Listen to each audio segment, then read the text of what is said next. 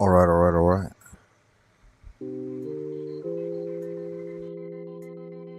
All right, all right, all right. All right, guys, I tried to go live a moment ago with the YouTube app on my phone, and it was just garbage, man. Absolute garbage. Why is it that YouTube doesn't have decent streaming software? What's up with that? Why is it such a shit show? Their onboard app never works on my phone. Their in studio streaming software is garbage. So, yeah, I've said it before, I'll say it again. If they could figure that shit out, like Facebook did 10 years ago, then we'd be a lot better off. But anyway, today I'm asking the question, where's Jack Talcott? He's missing from Talcottia. I just checked a moment ago and he was still not in the house. I mean, he's missing his regular transmission, so fuck. With no further ado, let's get Frank Monday in there to replace old Jack for today. Welcome, guys. Jesus loves you.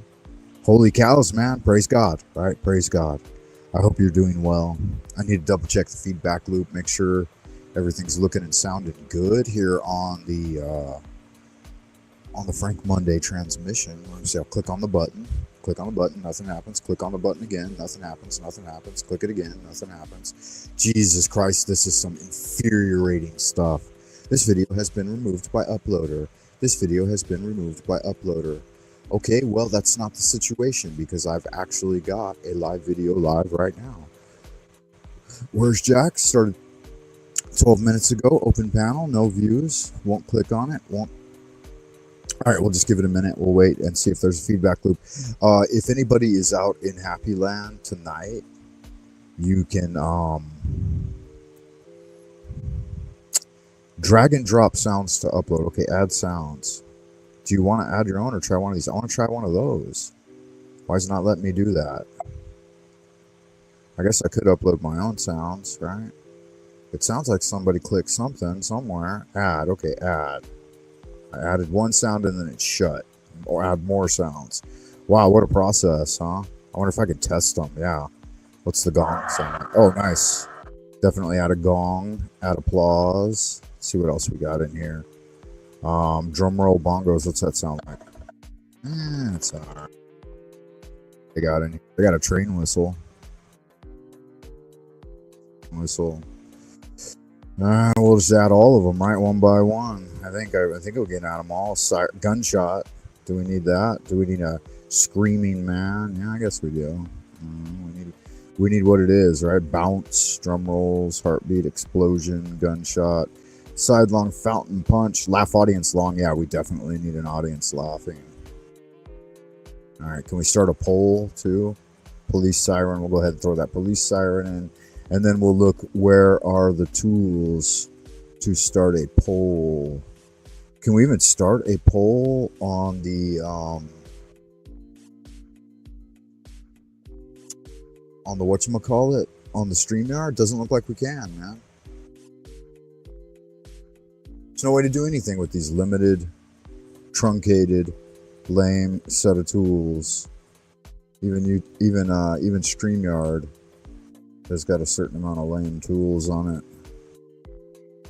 Yeah, well, it is what it is. What's that? Add something. Take something away.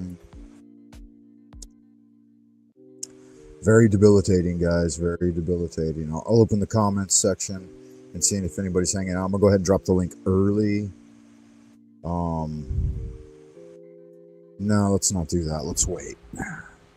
Let's wait. Don't get in a hurry. All right. So,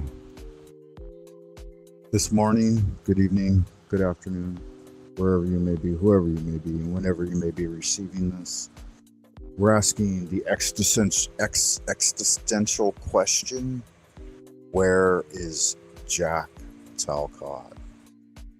If you know, please chime in and let me know so I can be in the know. Nobody's dropped by, nobody's hit the button. You guys must not be missing Jack that much, right? I do, though. Let me explain the situation. Some of you are probably wondering, who is Jack Talcott and what does it matter? Now I got alarms going off, man. It's crazy time in here, bro. It's crazy time. You just never know what's going to go down in crazy town. Oh, okay, yeah, we're sounding good. We're looking good. Finally, we got the response from YouTube that we needed to keep this show going. Welcome back, Wayfarer, Wanderer, Wizard Warrior, and Wildcat alike, wherever you are, whoever you are. And whenever you may be receiving this transmission, I need to make myself a cup of mud, man. I better get some videos loaded up in the background so we can run this show like we're in it to win it, all right? Skin Flynn in it. Oh, yeah, we might deal with The Truth by Carl Jung. That'll be a good one. We went over an Alan Watts video last time, guys. Good magic. So Jack Talcott, if you don't know, is the quintessential YouTube guru, leading people back to center. He's a life coach. He's a wayfarer out there in BoobTube land. I'd like to say he's a friend of mine, but I don't know, man. I don't know. What are the essential qualities that make someone a friend, right? Like closeness, regular contact, reaching out, and it's a give and take of equality. So like if a friend reaches out to you a certain amount, then you'll reach out with a reciprocating similar amount, at least. I realize people are busy in the modern world and they're working jobs. They got jobs to work, jobs. And so, maybe they're like me and putting in the grind to 50, 60 hours a week. So they just don't have time to jump on your YouTube videos occasionally and hit the like button and leave a comment. All right. So that can be hard to do, I know. But I think there are some certain identifiable traits in friendship, like loyalty and commiseration and reciprocity and stuff like that. So I don't know if I would just say that. I don't know if I've made any friends here in YouTube land, to be honest with you. I don't know. There aren't very many people that display those traits. It's more of like relationships of convenience is what it seems to me. For the most part. I'm having a hard time finding the Frank Monday intro here, guys. That's okay. It's a 3-minute intro. It gives me enough time to boil some coffee. I got a pretty streamlined coffee process, if you don't know. I boil water in an electric kettle, and I pour it through a pour-over. I do a pour-over, right? I think that's the way to go, man. If you want to get the best extraction of bean for your buck, I think the pour-over is the way to go. I might be wrong. You never know. Different people have different means and methods. So you can't slide anyone for that. All right, let's see if any of these media assets work. Where did my sounds go? We've got applause intense and a laugh track. So what do you guys think? Do you guys think Jack is chilling with Jesus?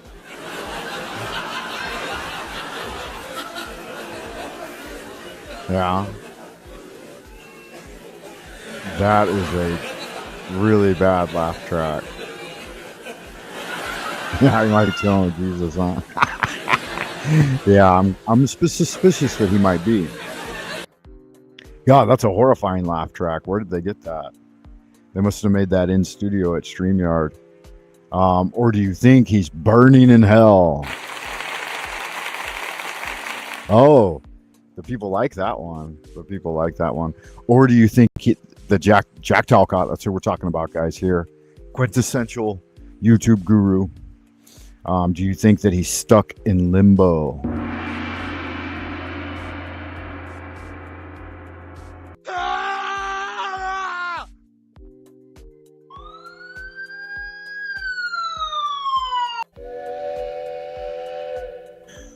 Those are really bad.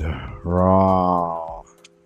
StreamYard really rolled out the red carpet for their sounds machine, huh? Man, that is some low dollar, low quality StreamYard soundboard right there. Oh God. Yeah, I got nothing prepared for you guys today. That's okay though. I just wanted to ask that quintessential question and see if anybody showed up. You know, maybe they're out there looking for Jack Talcott, and they do a search on the doobly doo here on the boob tubes, and they say, "Hey, is Jack Talcott streaming today?" And then they see my live stream with an open panel, and they're like, "Oh man, maybe that would be fun to go up there and chit chat and find out what happened to Jack." What really happened to Jack? Okay, I got a notification in the notification section. He may have in fact gone live, and then we can call it quits. And we get nope. Professor Hamamoto is live. You guys might know Professor Hamamoto, aka Ming the Merciless, aka victim of the American system, aka founder of cultural forensics, right? Basically watching TV and commentating on it. He watches television, movies, and music, right? And then he gives his commentary on how he thinks it fits into the zeitgeist and who's out there doing what, when, and where. Kind of a fun thing if it wasn't for all the overt racism, social justice signaling, social warrior signaling, and victimhood. If those three things could kind of be mitigated a little bit, his extreme racism against the white man, his endless social signaling, and the what did I say the last one? Oh, his petulant victimhood. If it wasn't for those things, I'd love Professor Hamamoto, because he does come up with some interesting takes on his opinion of what's going on, or others' opinion. Usually he's just researching what other people said. I don't think he's out there actually getting it and shaking his dick anymore. He's kind of just holed up at home on the internet like everyone else. Since the robots took over in 2020 during the Great Lockdown, where they asserted their authority over humanity and told everybody, why don't you just fucking stay home, huh? Why don't you just fucking stay home? I'm not letting you out into my mechanized society anymore. Yeah, a lot of people took the bait, man. A lot of people bought the ticket and took the ride straight into the pits of hell. I'm going to go ahead and roll that Frank Monday intro, guys, while I make a cup of coffee. How about that? You want a cup of coffee and a hot dog? Is that what you like? I see you out there. I know you're lurking. Maybe that's Queen Stevie. Hi, Queen Stevie. Welcome to the show. This is a hell realm. Everyone's a fucking cockroach. Look at those demons, right? Look at the creepy creature. Queen Stevie's a creepy creature. Oh, it's so fucking gay, man. What a redundant horseshit transmission. That's okay, though. Just don't watch it, right? Don't have to participate. Never too late to mitigate the hate. All right, guys. Intro time. Those old Frank Monday productions coming at ya.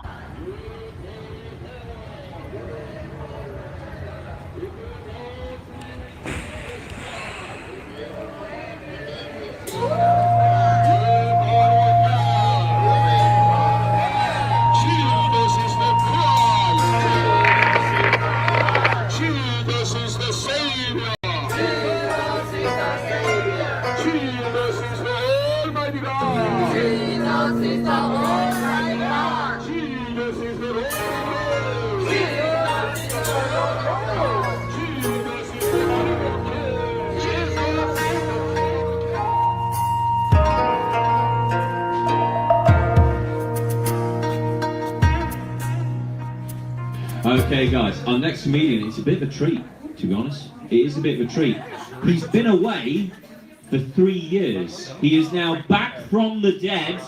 Well, America. Give a big round of applause for Frank Monday. Does anyone want to repeat it?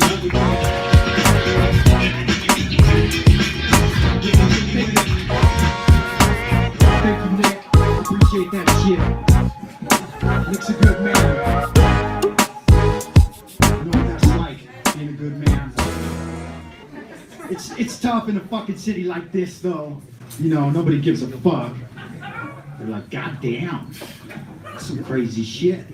Motherfucker wearing high heels and shit. Looking good, too, huh? Yeah, you guys like that. That's all right. It's okay to fall down occasionally. I do that sometimes. All right, being back in the G is pretty fucking nerve-wracking. You know, performing for 4 minutes straight.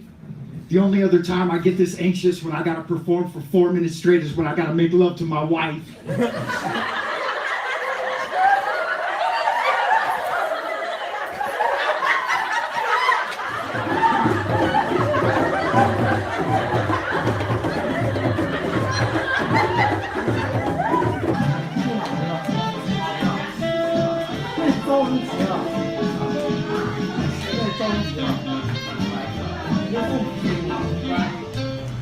Onion ring.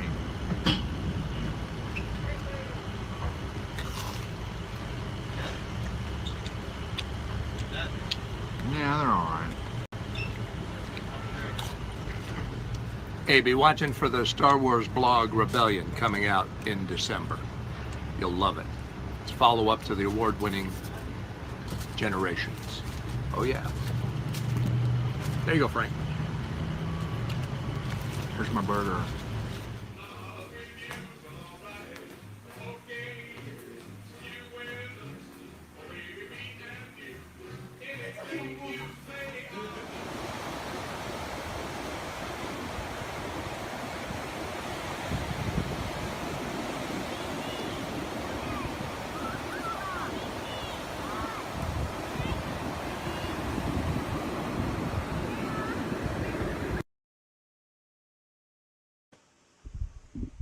All right. There it is there. Let's see if we can get a little more on camera and stop. There, that's perfect. I like that a lot, man. I like it when I get a chance to go home to sunny Southern California, hang out with family, chill on the beach. Got a sister in LA still, just outside LA, in fact. She's got a little swimming pool. How many bedrooms is her house? I mean, she's got a pretty big house. It's 1, 2, 3, 4, 5, 5 bedroom. How many bath? 1, 2, 3 bath. 3.5 bath. Yeah, there's a toilet by the garage, and then or a sink and toilet without a shower. And then how many? And then there's swimming pool, gazebo, pretty good, pretty nice sized backyard. Front yard's not bad either. Plenty of parking. 2-car garage. And then once you get 2 cars in the garage, you could park 2 cars in front of the garage, and then you can park without the neighbors getting pissed off. Maybe 5 cars on the street, 5 or 6. She's kind of lucky because she's got a corner lot. I think it's a corner lot. No, it's the next to corner lot. But both the corner lot and the house on the other side of her are like older folks in hospice. That'll probably change. But they essentially don't ever have any vehicles parked in their driveway or on the curb. So she could pretty much get away with using all that curbside space in front of the 3 houses for parking if she's having a party, you know, as long as it's a once, if it's only on occasion, right? So probably another, excuse me, you guys, getting some bubbles from the lack of coffee. So she could probably get away with, 15, 20 cars on a holiday. Maybe not. I don't know. When I lived when my family moved, we didn't move, in fact, but my dad got a house in San Diego, and he kind of moved everybody there. We had a really nice yard, man. Really nice place. Kind of miss that. It's okay. We're going to be getting into a decent sized apartment soon, guys, and we'll have a nice streaming setup. I'll set up the microphone, maybe some lights, probably a backdrop, some accoutrement, right? Some items to play with, do some note taking. It'll be a bit of a thing, a better show coming up in the future, I hope. Of course, I'm probably going to have to get a better computer and learn and teach myself OBS or whatever, so that I can hook up multiple cameras. I might even have to, like invest in. I don't know, man. StreamYard's so expensive. Like if you buy the premium version per month, that's really kind of more than I want to do. I'm not getting any traction with this topic. Where's Jack? I'm suspicious that he might be live. Let me double check the YouTube notification section. If people were really interested in old Mr. Talcott, they might come over and say hi and let me know where he's at. So somebody out there probably knows. It's a good show nonetheless. You might check it out. I watch it pretty much daily. Yesterday he only transmitted for 20 minutes, which wasn't very long, right? And I don't even think StreamYard will play if I do like the full screen and then try to play his page. It won't even play the sound. It usually doesn't. So I think you got to have like the full premium package on StreamYard in order to be able to utilize all of the tools that it has available. Which again, I don't know, what is it, like $50 a month now? So yeah, that ain't gonna happen anytime soon. Old Frank Monday can't even get 1,000 subs. All right, that's okay. It's okay. Let's have let's do a little invocation of Tahuti with Israel Regardi. That way I can actually boil that cup of coffee that I said I was going to make a minute ago. Otherwise, ain't gonna have no lead in my pencil, no jelly in my donut, no pep in my step. I don't know how I've got these videos organized, man, but the truth is I don't have them organized. And that's why I'm having a bit of difficulty locating the video that I want. And it seems to have, while I slept, my computer has reorganized itself. Either that or I've got the wrong window open. Something's going on here. Because this just doesn't look the way it looked the other day. And as a result, it's making it difficult for me to find things. Hey, if it's your first time, guys, don't let it be your last time. Hit the subscription button. Hit that old button that does the like thing. Yeah, is that the like button?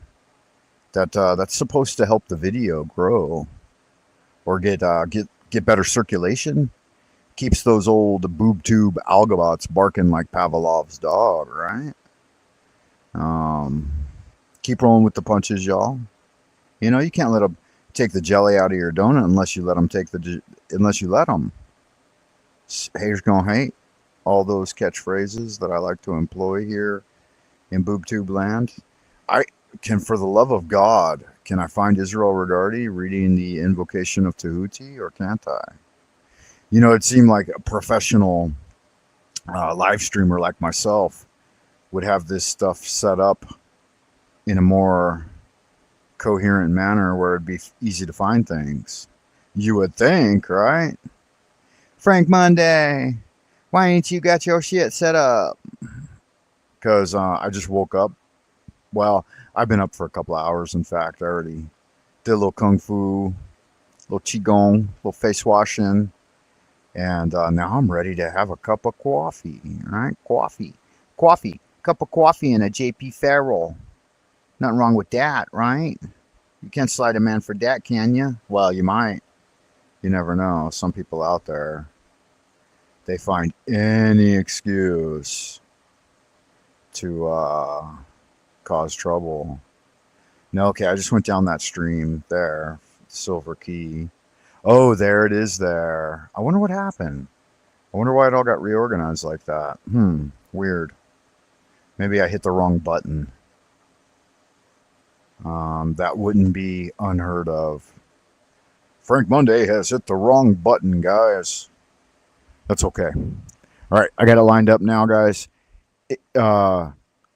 Master Magician Francis Israel Regardi and the Invocation of Tahuti. Sit back and enjoy. It's about 5 minutes long.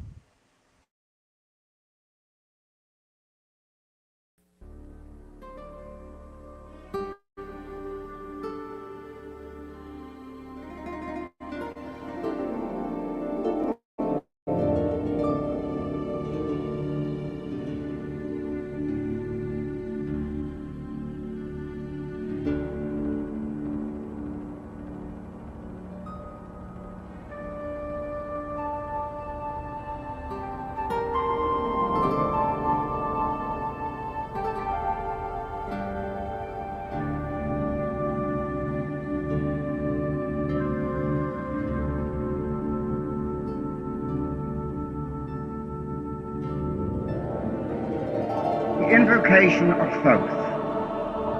Procul, O procul esti profani, lasti ompeda. In the name of the mighty and terrible one, I proclaim that I have banished the shells unto their habitations.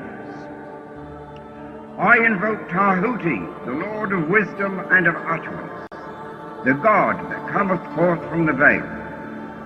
O thou majesty of the Godhead, wisdom-crowned Tahuti, Lord of the gates of the universe, thee I invoke. O thou of the ivy's head, thee I invoke. Thou who wieldest the wand of double power, thee I invoke. Thou who bearest in thy left hand the rose and cross of light and life, thee I invoke. Thou whose head is as an emerald, and thy nemesis as the night sky blue, thee I invoke. Thou whose skin is of flaming orange as though it burned in a furnace, thee I invoke. Behold, I am yesterday, today, and the brother of tomorrow. I am born again and again. Mine is the unseen force whereof the gods are sprung, which is as life unto the dwellers in the watchtowers of the universe. I am the charioteer of the east, lord of the past and of the future. I see by mine own inward light, Lord of resurrection, who cometh forth from the dust, and my birth is from the house of death. O ye two divine hawks upon your pinnacles, who keep watch over the universe, ye who company the bier to the house of rest, who pilot the ship of wrong, ever advancing onwards the heights of heaven, Lord of the shrine which standeth in the center of the earth. Behold, he is in me, and I in him. Mine is the radiance wherein Ptah floateth over the firmament. I travel upon high. I tread upon the firmament of new. I raise that flashing flame with the lightning of mine eye, ever rushing on in the splendor of the daily glorified Ra, giving my life to the dwellers of earth. If I say, come up upon the mountains, the celestial waters shall flow at my word. For I am Ra incarnate, Kethra, created in the flesh. I am the eidolon of my father Tamu, Lord of the city of the sun. The God who commands is in my mouth. The God of wisdom is in my heart. My tongue is the sanctuary of truth, and a God sitteth upon my lips. My word is accomplished every day, and the desire of my heart realizes itself as that of Ptah when he createth his works. I am eternal, therefore all things are as my designs, therefore do all things obey my word. Therefore do thou come forth unto me from thine abode in the silence, unutterable wisdom, or light, or power. So, Hermes, Mercury, Odin, by whatever name I call thee, thou art still nameless to eternity. Come thou forth, I say, and aid and guard me in this work of art. Thou, star of the east, that didst conduct the Magi, thou art the same all-present in heaven and in hell. Thou that vibratest between the light and the darkness, rising, descending, changing ever, yet ever the same. The sun is thy father, thy mother the moon. The wind hath borne thee in its bosom, and earth hath ever nourished the changeless Godhead of thy youth. Come thou forth, I say, come thou forth, and make all spirits subject unto me, so that every spirit of the firmament and of the ether, upon the earth and under the earth, on dry land and in the water, of whirling air and of rushing fire, and every spell and scourge of God the Vast One may be obedient unto me.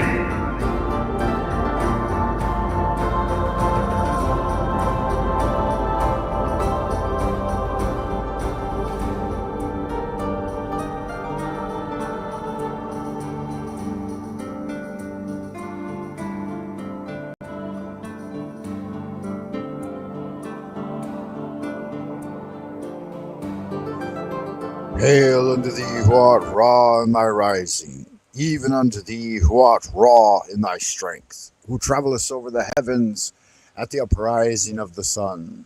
Tahuti standeth in his splendor at the prow, and Rahor abideth at the helm. Hail unto thee from the abodes of the night. Good magic. All right, welcome back, Wayfarer. Make sure you check me out at buymeacoffee.com/Frank Monday. Put a little something in the tip jar. That'll put the lead in my pencil, the pep in my step, and the lead in my pencil. Because I ain't going to be able to write no eloquent and romantic poetry for you unless I've got some lead in my pencil, right? A little bit of ink in my inkwell. Some ink in my fountain pen, right? Got to have a little something to motivate. And I did, yeah, if you guys don't know. A beloved visitor to the show, friend of the channel, I think, Rose777. Yeah, lovely thing. She went over to buy me a coffee and purchased one of my tarot consultations. I'm not sure if that's private information or not. There it is there, though. I revealed it to you, the public, my beloved audience. So thank you for that, beloved. And yeah, we're going to get into it. So just schedule a time and place with me. Right now would be perfect. We could just turn this off and go backstage and hang out. I got a wide open morning, right? It's 8 a.m. here in Twilight Zone, Old Peking, where I'm broadcasting from, at the top of a crystal pyramidion, transmitting out over a sea level plane in all directions and dimensions, underneath the vault of heaven, with the infernal realm below, just moving out across this level plane, looking out for all y'all good-looking, sexy people out there in Happy Land. So drop by, say hi. Get involved in the show, guys. Like I did yesterday, guys. I went over to TML, The Machine Lies, yesterday, and I spent a couple of hours on panel. One person criticized me. They're like, hey, Frank Monday, you're up on panel for 2-3 hours and you don't say anything. I'm like, you don't get it, man. That's not what TML is all about. He's not about jumping up on panel and pontificating endlessly your own human opinion about what's going on. You get feedback, you know. He reads the documents, play a little music, hang out, get irie, right? And learn. It's a place of learning. I like to think of it as like the invisible college, where it's a meeting of the secret chiefs. If you guys don't know TML, man, this is what it's all about right here. I'm going to run his brief ad. It takes about a minute. But this will give you the lowdown on TML. Definitely get over there and check him out. Eyes of the machine on the machine that lies. Basically, you know, on the stream, The Machine Lies, we're taking a very critical look at technology. So the reason we're doing that is because we're looking at the medium that is used to communicate, right, and transmit information, right? We don't think that any form of mediation is neutral, right, but it's laden with values. And so I think that the well has been polluted by technology. So obviously we take a critical look at technology, right? Okay, we're looking at different concepts in relation to technology, right? In terms of philosophy, right? And in terms of religion. Now, that is one of the main purposes of the show, is that we really look at where technology and religion, science, and spirituality, where those things intersect, right? Because there's a crisis of the modern world in which there's a majority of the modern world is religious people. Their mindset is secular, and the means they employ are secular. We're living in a post-liberal, post-human, post-geological age, right? So we're talking about the death of liberalism, the rise of the world technological system. Now, we do think that, okay, there's a considerable level of, you know, externalization of the ego, okay, and mediation of ourselves through the means we employ. So obviously, you know, we shape tools, but the tools we use shape us, right? So that's one of the main things we're trying to get across on the show is how technology changes human psychology. If you question the means you employ and what the objective factors of power are in our age, right, then that's the most important question you can ask. Right, that's the most critical stance you could actually take, right? Like most people don't question, how or what means they use to question, to ask the question itself, right? So we're actually taking a critical look at technology, right, as a primary form of communication, as an objective factor of power in our age, right? And we think that basically we're assuming that a lot of the stuff that we see through this medium is totally made up, right, fabricated, and that is based on the fact that it is artifice. It's produced by a machine, right? So we talk about the lies of the machine on the machine that lies.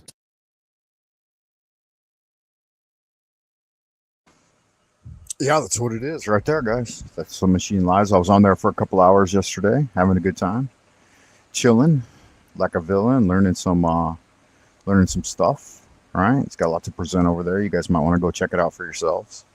Definitely, it's at the machine lies 9534. Check it out. Other ones I've recommended today on the show have been that and Chats with Jack. You can find that at YouTube at Jack Talcott. Yeah, so you can get into it and get over there and check it out. That's another really good one. I enjoy spending time over there. He's been missing though, guys. He's missing in action today. Let's go with a quick musical deviation.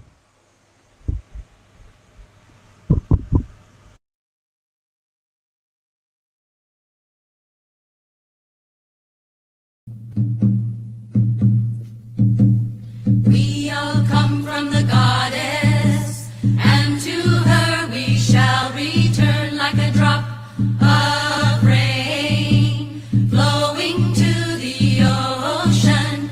We all come from the goddess, and to her we shall return like a drop of rain flowing to the ocean. Hoof and horn, hoof and horn, all that die shall be reborn. Corn and grain, all that fall shall rise again. We all come from the goddess, and to her we shall return like a drop of rain flowing to the ocean. Sage and crone, wisdom's gift shall be our own. Crone and sage, wisdom is the gift of age. We all come from the goddess, and to her we shall return like a drop of rain flowing to the ocean. We all come from the goddess, and to her we shall return like a drop of rain flowing to the ocean. We all come from the Godhead, and to him we shall return like a spark of flame rising to the heavens. We all come from the one God, and to him we shall return like a spark of flame, like a ray of light, like a ray of light, rising to the oneness.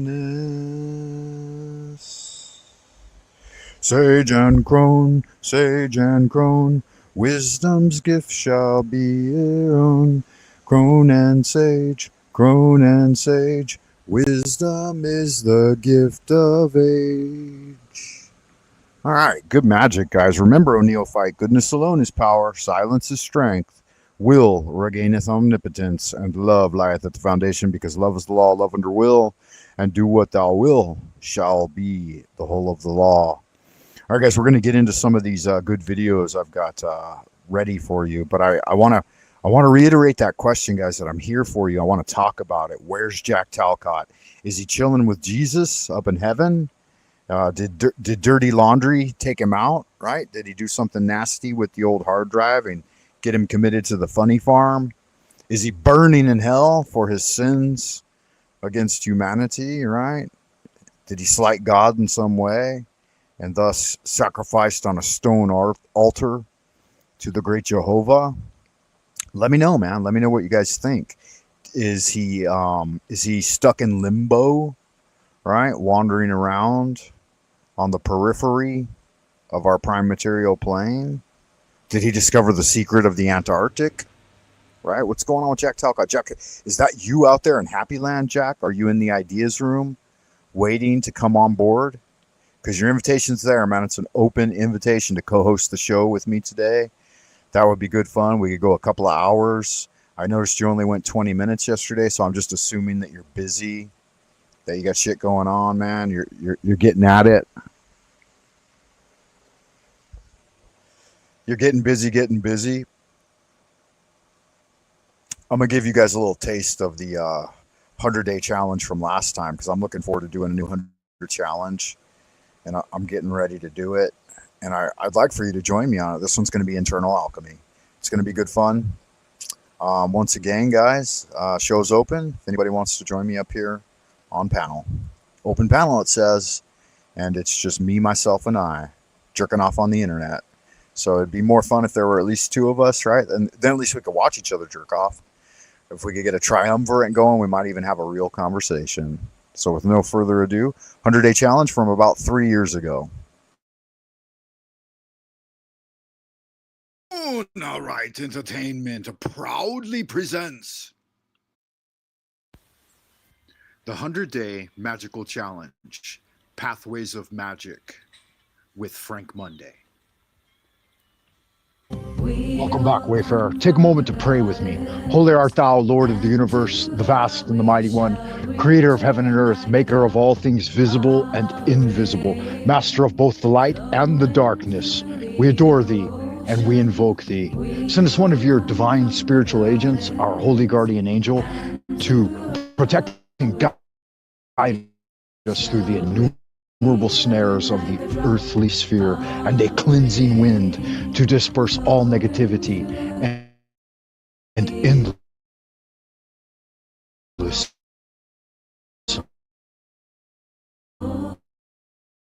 human pains, secret and hidden things which we must know. All right. I just thought I'd check in real quick on the 100-day challenge. I'm approaching day 10, which will end my first week. My first week was setting up an altar, so I'll show you a couple of my working altars. Let's check it out. So here's an example of a simple working altar for style. It's got an old talisman I used to carry with guangung on it. It's a keychain. It's for martial defense. And I call it my style one because I keep my tie clips here. And I've got a little affirmation above it, right? A little good old saying, nothing in the world, etc., etc. Persistence and determination alone are omnipotent. We'll go up one level and check out my next working altar. This one's got a money frog on it. I was looking for more money one day, and I found this frog out in the garden. Someone had discarded him, so I salvaged him, brought him in, and fed him some of that luscious Chinese coin. Yeah, that altars for me, it's not like I'm worshiping these little pagan deities, right? These little Chinese pagan deities. This one's called Pichu. He's the 9th son of the dragon. This one's called what's he called? Jin Chan, I think that's his name. Yeah, Jin Chan. He's the 3-legged lucky money frog. You feed him some money and he just keeps doubling your resources. Again, they're just archetypal, mysterious little guys. Anyway, here's my big one at the top. I actually got one more level above this that I've set up recently. This one's to Master Liu Dongbing. And I've got one of my old Inside Kung Fu magazines back here with Bruce Lee on the cover. I'm not sure what year or what issue that is. But anyway, there's a lot of little other accoutrements. Another keychain I used to carry for a while with a guanyin. Another little keychain back there. So this is where I burn the incense, turn on the little tea lights, And yeah, that's my big one. That one's for my spiritual martial protection. Just above that, I've started a new altar for the 3 pure ones. I got to build it though. I'm going to build a cardboard box and then paint it. And there, in that box right there, there's I have 3 statues of the 3 pure ones. So there you have it. That's a few examples of working altars. This is my big one. Put things on there, burn incense, so on and so forth. You see it's damaging the desk a little bit. You can set them up anywhere and everywhere, man. These are just what I call working altars. Got a little one for the money frog, got one for style. They just remind me, again, they're just archetypal energies. You were probably wondering what's in the box. So we'll go ahead and take a quick look at what's going to go into my highest spiritual altar, right? So I've got some different items in here. Not all of these are going to be utilized. I won't tell you what those are. I won't tell you what those or that is. But I will show you the 3 pure ones. They're over here. There are 3 of them. And I bought these statues back when I was like 17 in LA Chinatown. And I've been carrying them with me ever since. I like to set them up wherever I move into. Sometimes I don't set them up right away. But there's the one for longevity.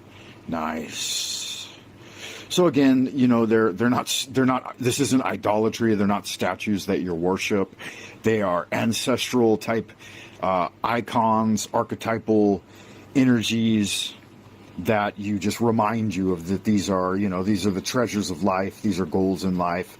Longevity, fortune, and fecundity is the 3rd one, right? Prosperity, that kind of thing. So good fun. So just to button up this video a little bit, explain why I use an altar and why I think it's useful. For me, an altar is a place where I center my spiritual energy, and I do some adorations and invocations in front of them. They help remind me each day of the higher goals that I pursue in life. They do accumulate tachyonic particles. There was some scientific research done by the Buddhist Temple of Light in San Diego, California, where they used all sorts of apparatus to measure altar activity in a Buddhist temple in San Diego. You know, vegetarian type monks hanging around and chanting constantly at their altars. And they detected that there were variations in energy levels, magnetic energies associated with the items on the altar and the monks and all of that. You can look into it. I forgot what the research was called, but I was big into that in my early 20s and finding out what was going on there when I was living in San Diego. But I guess the general theory is that whenever you're praying in front of these things and then using the image to focus on, you're emitting tachyonic particles that go in and charge up we call it opening the eyes of a statue. So they'll bless the statue, put in moonlight or whatever, maybe sunlight, whatever type of ritual you use to awaken it, and charge it with spiritual energy. And then yeah, kind of an interesting thing. So a couple things I mentioned there I might like to add to. Yeah, so they sit in front and they do their sutras and mudras and they chant, and the statues, the wooden statues or clay or whatever, iron, whatever metal they use. Now some of them may be in fact worshiping it as a form of idolatry, but I don't believe so. It's a placeholder, and they actually generate off like what were measured as tachyonic particles. You could look this up. I remember looking into the research with the Buddhist Light Association. Obviously in modern parlance, they would consider it to be pseudoscience, but there definitely seems to be like a static electricity or electromagnetic effect where it accumulates and it'll create like an aura or a bubble around the thing. It's kind of theurgy, right? Theurgy. And if someone walks in that is like devoid of energy and they're like sick or they're needing, then the statue will actually discharge like a bubble of that energy, and these energy levels are actually tangible and can be measured, and that person, you know, they might get better or they might have a change in fortune or something like that, as long as they're genuinely like honorable, decent people. So in that practice, they call that the opening of the eyes of the statue, you know, and a certain amount of chanting and ritual work done with the thing will have that effect. Yeah, so kind of an interesting thing. it awakens, then it can gather and it can actually evoke a response. People who are low on tachyonic or whatever, the chi energy, the Oregon, when they come in, they'll receive like the statue will discharge energy to them. And people who have an abundance of it, like those really high powered, healthy living monks, they can give off an abundance and it doesn't affect their spiritual health in any way.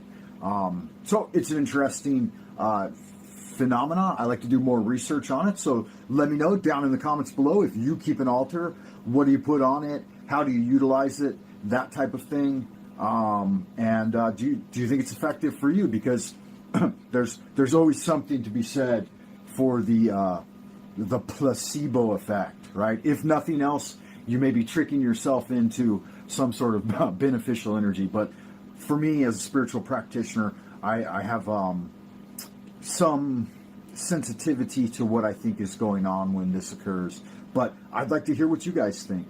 As always, check me out on that www.buymeacoffee.com/I'm not a criminal and pull something in the tip jar. Hit the like and subscribe if it was your first time. Don't let it be your last time. Join me on the 100-day challenge, Pathways of Magic. And let's do good magic, man, as we wander into the abodes of the future. Ad astra per aspera. Until next time, bye for now.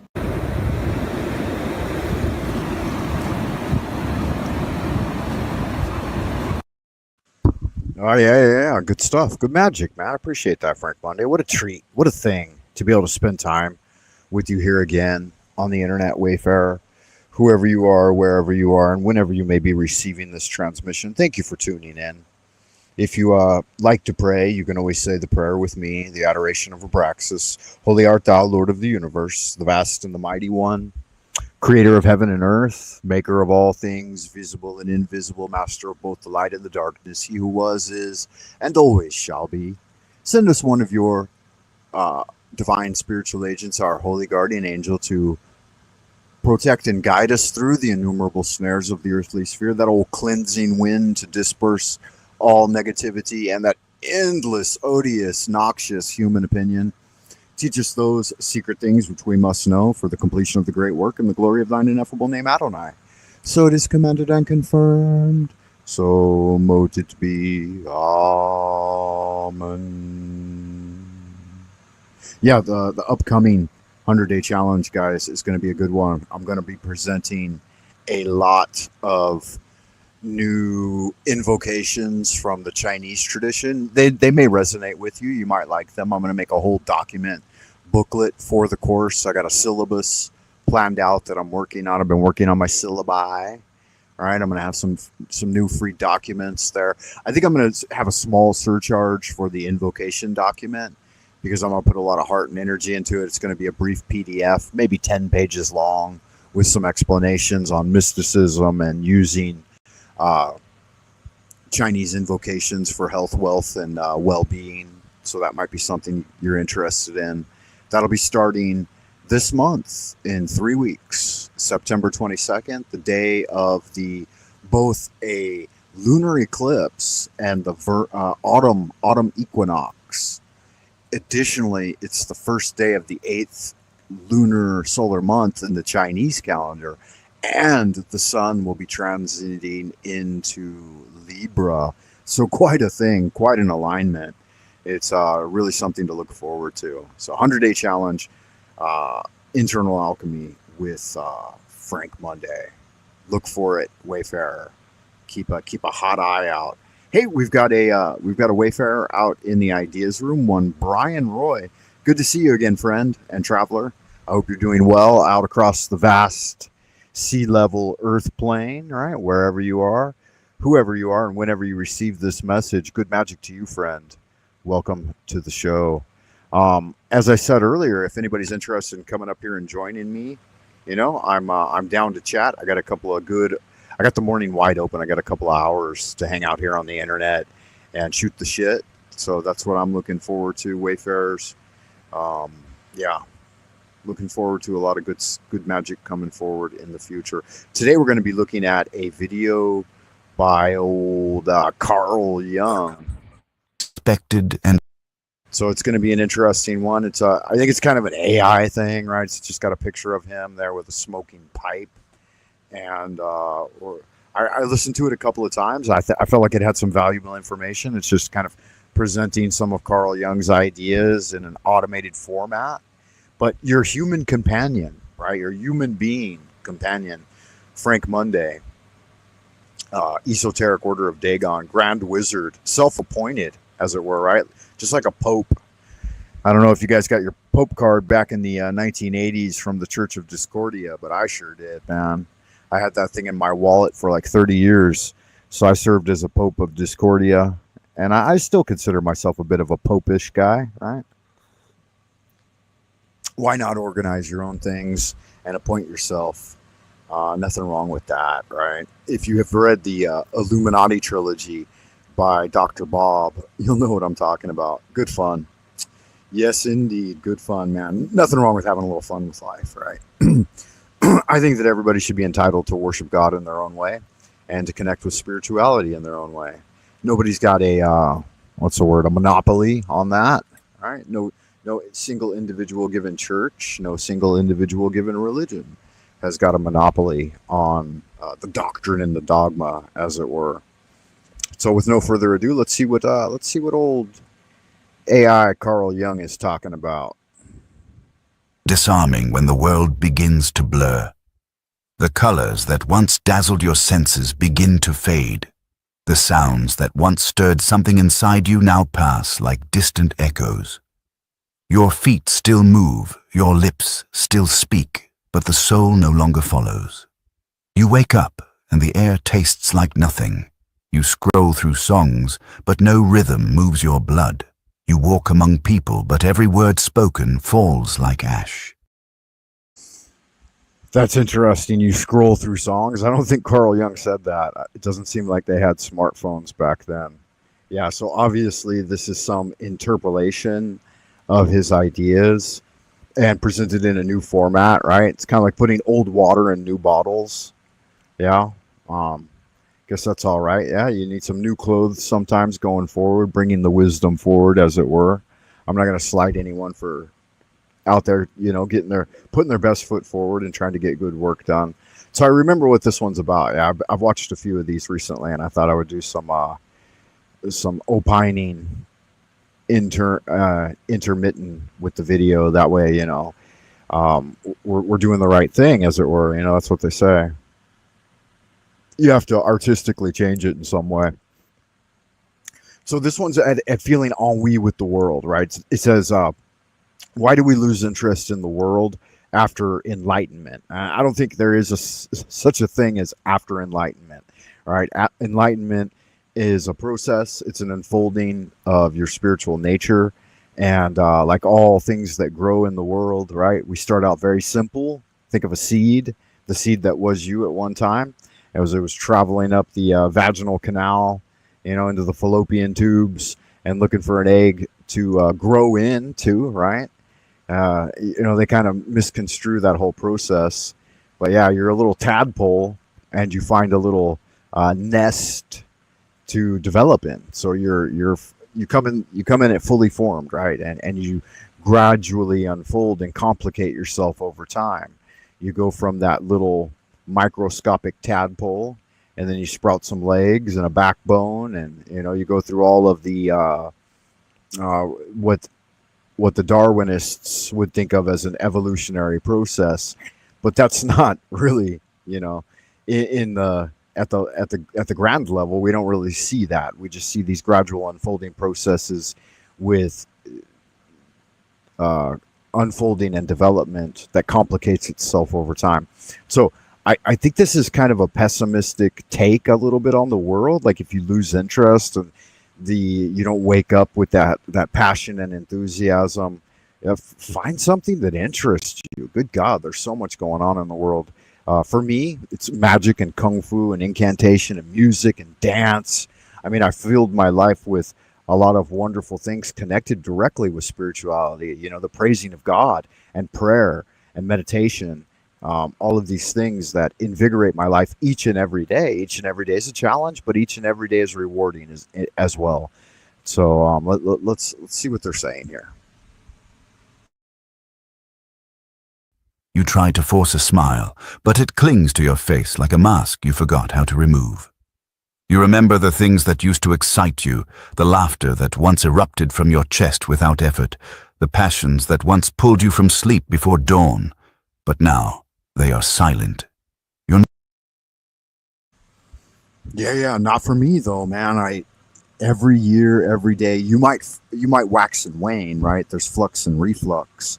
Like throughout the seasons, you're going to feel different ways because you are a human creature living in a natural world, right? So we have the 4 seasons, and each year in the 4 seasons, you have the 4 seasons of life as well, right? You have the spring of life, which according to traditional allocation is 0 to 30.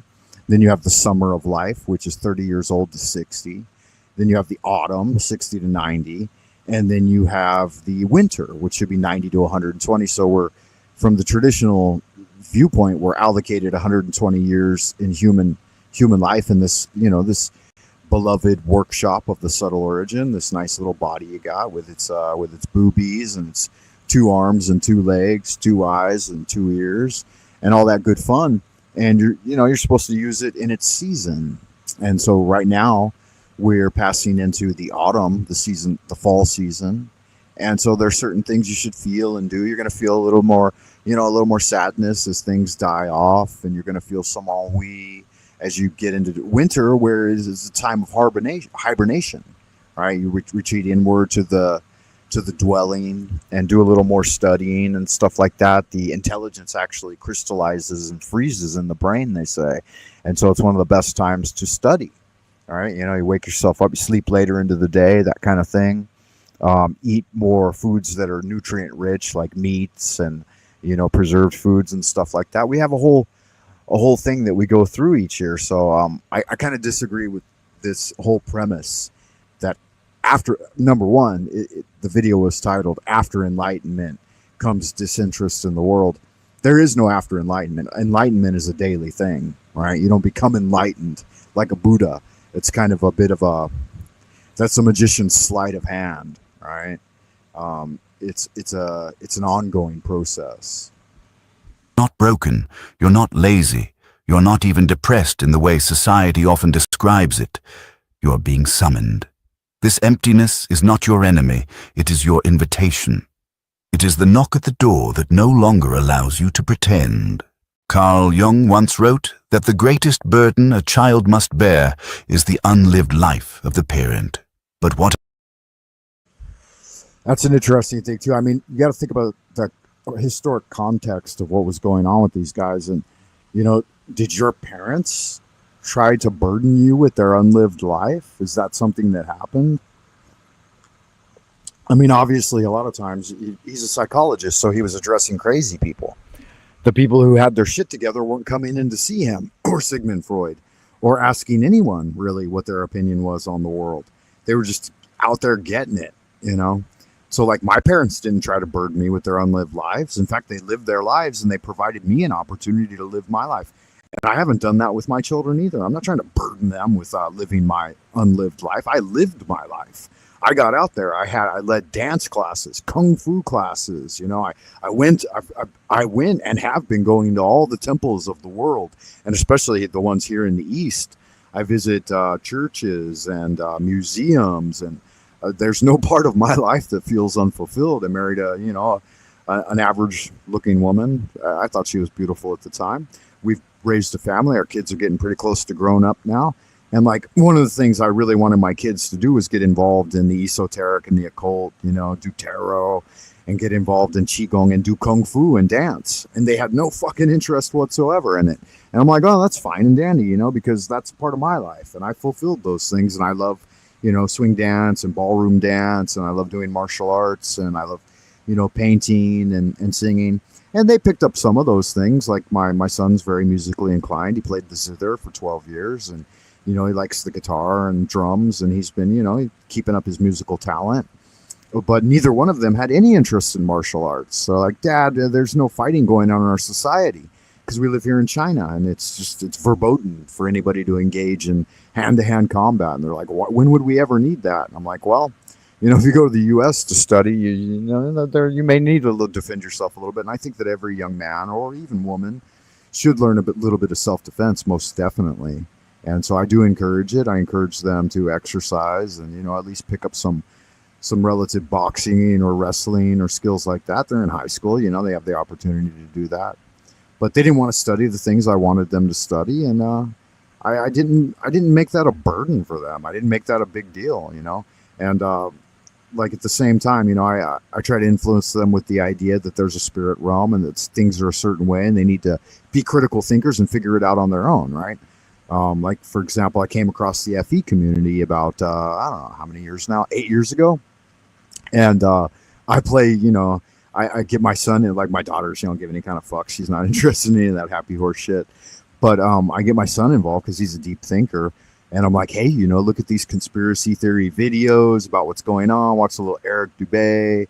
Watch a little whoever else is out there in the community that's promoting the idea. Ironworks 92,000. Whoever's presented the ideas in a form that's it's like a product form, like you can watch a 20-30 minute video or something. I said, and then reflect on it, think about it, you know, is what they're telling you in school about a globular earth shooting through space, does that seem legit to you?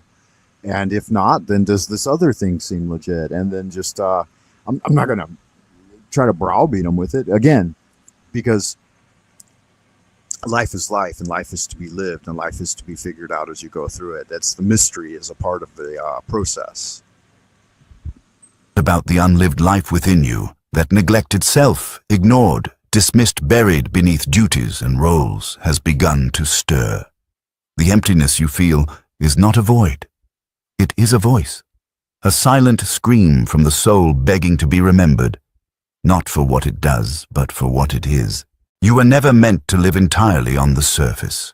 You were not designed to be satisfied with checklists and timelines, likes and follows, routines and rewards that lack substance. And yet from the moment you entered this world, you were handed an identity, like a pre-written script. You learned to smile when it pleased others. You learned to want what others valued. You became a collection of masks: the good child, the achiever, the pleaser, the... It's interesting, you know, they start from the premise that you became a good person, a good child, a fake smile, the achiever, the whatever, this, that, and the other thing, all these roles. But what if you didn't? What if you're the outlier, like I am? You know, I was a bit of a rebel and a hooligan, and I bucked the system in order to find my individuation. And I didn't just follow the crowd. In fact, I did the other thing. I did the hard thing. You know, I kept my purity of individuality and cultivated it, not in the sense of ego, right? Definitely there's ego, there's personality, but I did it in the sense of, well, if everybody's doing this and it's all fine and dandy and accepted, I don't necessarily have to think or feel that way. I can still fit in. I don't have to wear these masks, right? I do wear them from time to time, but it's in order to appease the complacency of the system and not stand out, you know, become the gray man. But at the same time, I maintained my inner gem, and I didn't let, you know, the human opinion and research of the world to sway me from that. And so the emptiness he's talking about doesn't necessarily apply to everyone. Maybe you have a life filled with spiritual treasures that you've been cultivating through many lifetimes, like I have. And so there's these outliers that this type of rhetoric, it's very subtly manipulative, right? Because they're not allowing for the other side, right? They're acting as if this is everyone in the world, and it's not. It's not. There's a lot of people out there that have worked on a process of individuation and working towards enlightenment and spiritual cultivation that this doesn't apply to. So keep that in mind as we go through this, right? This is a 30-minute video. It may take us a couple hours to get through. Who knows?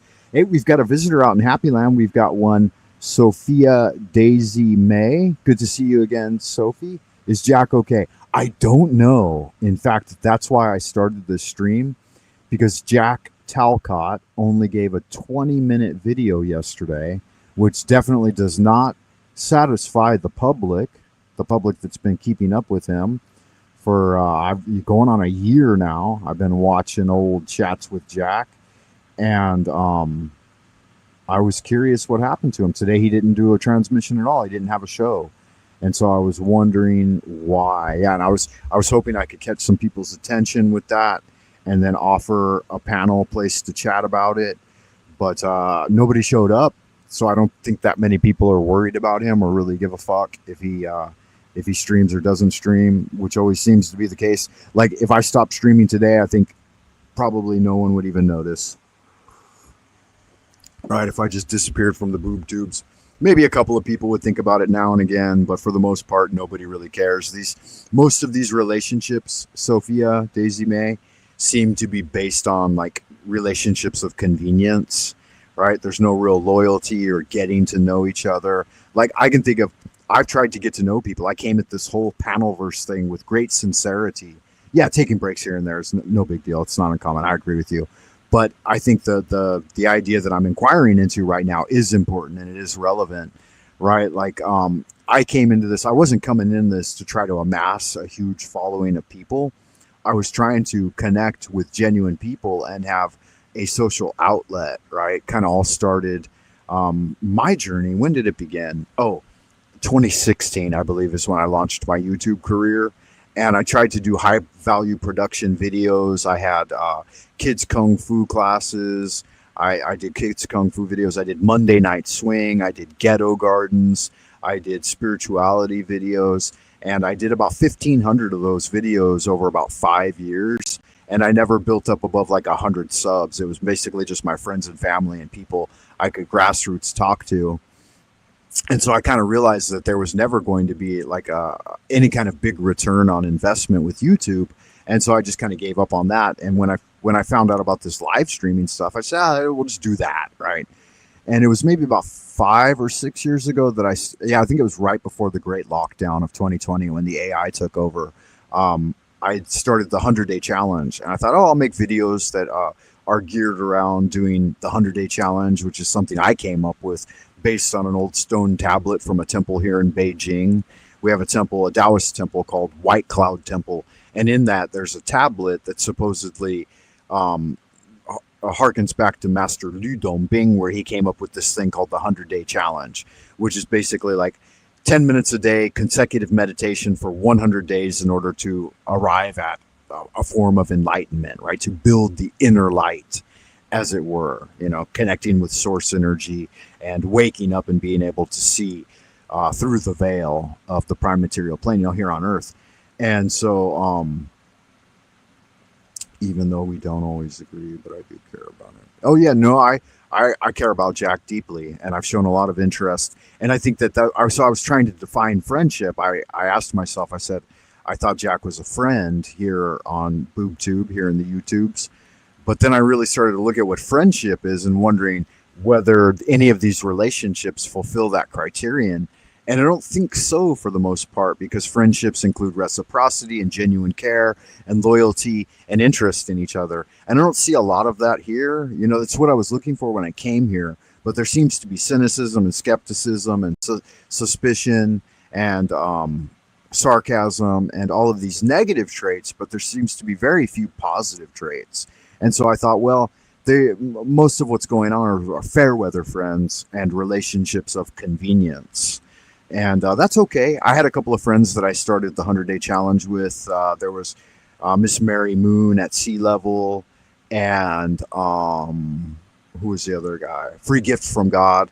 Those guys showed me genuine friendship. And some of the people from coast to coast, like Reel to Reel, a bunch of others, but they've all disappeared again because most of it is just relationships of convenience. And I thought maybe I could make a deep connection with Jack. And I still am trying to. Other people that showed me kindness here in the panelverse were Ironwork 92,000 and TML. But again, a lot of it, there doesn't seem to be those genuine traits that reflect friendship.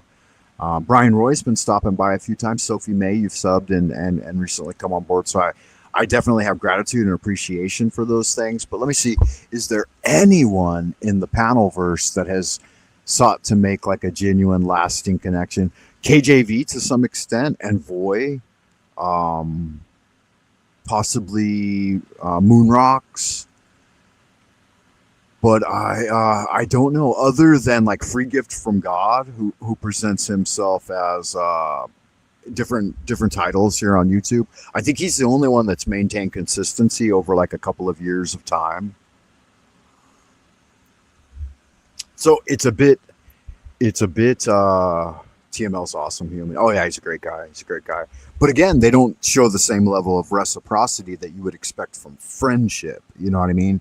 Like, I show a lot of interest and go over and hang out and participate in the show, and then even make like an advertisement or something, talk about their shows and stuff. But they don't necessarily do that, maybe because their numbers are higher, and so that they're like in the 1,500 range or the 2,500 range. They look at me and they say, well, he's only in the 900 range. He hasn't made it yet. And so I'm thinking, once I get above the 1,000 mark, that people will, they kind of consider the veracity of your channel based on the number of subs that you have. Very difficult to find. Yeah, my father told me that at the end of your life, if you can count your friends on one hand, your genuine friends, you will certainly be lucky. And I agree with that. Like, as you go through life, you lose friends all the time. Friends come and go. And oftentimes they're just relationships of convenience. And most of my true friends have already passed away, and they didn't even make it to 50 years old. You know, like Frater Thomas Sund, Frater JCB, Frater Trades, lots of people. Like, I'm a long-lived dude for my generation, Gen Xers, right? They just don't seem to be making it into their older age. My brother, is only a couple of years older than me. Lots of different people, man. They just pass into the vicissitudes of life. It takes time. YouTube can be brutal. Yeah. Like I've said, I've put in 10 years, and I did some really high production videos in the past, like some kung fu videos that were like actually dynamite and like high level production. We had like professional cameras. I worked as production. I've worked in TV, and so I know these things. And that's not what does it. The YouTube algorithm is very arbitrary, and it's only going to promote those people who have connections and are able to maybe push buttons in the right ways that they look into it. I do want to address what you said a moment ago, though, Dr. D Head. This is one of the negative takes on the human body that I find distasteful and sacrilegious. He says, friends, it's very difficult without a flesh bag to catch your affection, to attach your affections to. I'm working on it. Okay, so you're talking about the virtual reality, or being in the cyberspace, which people are calling the Dramaverse or the Panelverse, or just being on YouTube, right? But the idea of the human body being a flesh bag or a meat suit, me personally, I find it to be a sacred temple of godlike golden ratios and intelligent design. And so me personally, I would never refer to it in that way. I don't like to devalue or debase my human life experience. And I think that it should be cared for and nourished and well taken care of, because it is a vehicle for your spirit. It's housing your spirit. Whether or not, no matter how you feel about it, like which direction you go in or whatever, it's still a valuable thing. And so in the Taoist tradition, we consider it to be the workspace of the workshop of the subtle origin. And we think that it should be respected and valued. Some believe that consciousness arrives from the body, so that would be a very important thing. Others believe that it's the consciousness or the spirit and soul that are animating the human temple. And so whichever way you look at it, I think it's still something that should be valued and understood. He goes on to say, we also meet up on the astral plane. Yeah, definitely. I do a lot of good astral work. I'm a lucid dreamer. I've worked a lot in astral travel. And I do know that there's stuff going on, and I bring back information and writings and teachings from there as well. We're all connected through the collective. Yeah, the imperial quality of the characters on the internet. Funny stuff. True facts, Dr. D. Good to see you, though, and welcome to the chat, man. And it's good to see you, and thank you for being here. The visceral quality of people on the internet is all I was saying. I was being cynical, not disparaging of the temple. Okay, good. Thank you for clarifying that. And I appreciate that you also feel that way. And I'm not saying that you have to feel that way. I'm not saying that if you think, thank you for your admonishment. No worries, man. I'm not here to formulate anybody's opinion. You know, if that's the way someone feels, like maybe their body's ailing or they're not feeling it, that's fine and dandy. Yeah, I like to think that it's a really wonderful opportunity to take care of the genetic material that your parents left behind for you. And a lot of people do grew up in a lot of different ways. Like some people came from broken homes and they were constantly abused by the system. Um, I came from two beloved parents. My father was my model for the masculine god, and my mother was my model for the feminine god. You know, I really grew up in a great home where my dad was a dynamo. My mom was she was like a saint. You know, she raised 5 children and other people's children as well, and she was always just bending over backwards, engaged in selfless service. And my dad was kind of a big shot businessman, and he was always ready with a funny joke. He had a gregarious personality. He was extremely generous. You know, he helped a lot of people and he did a lot of good magic, and we had a wonderful, beautiful home.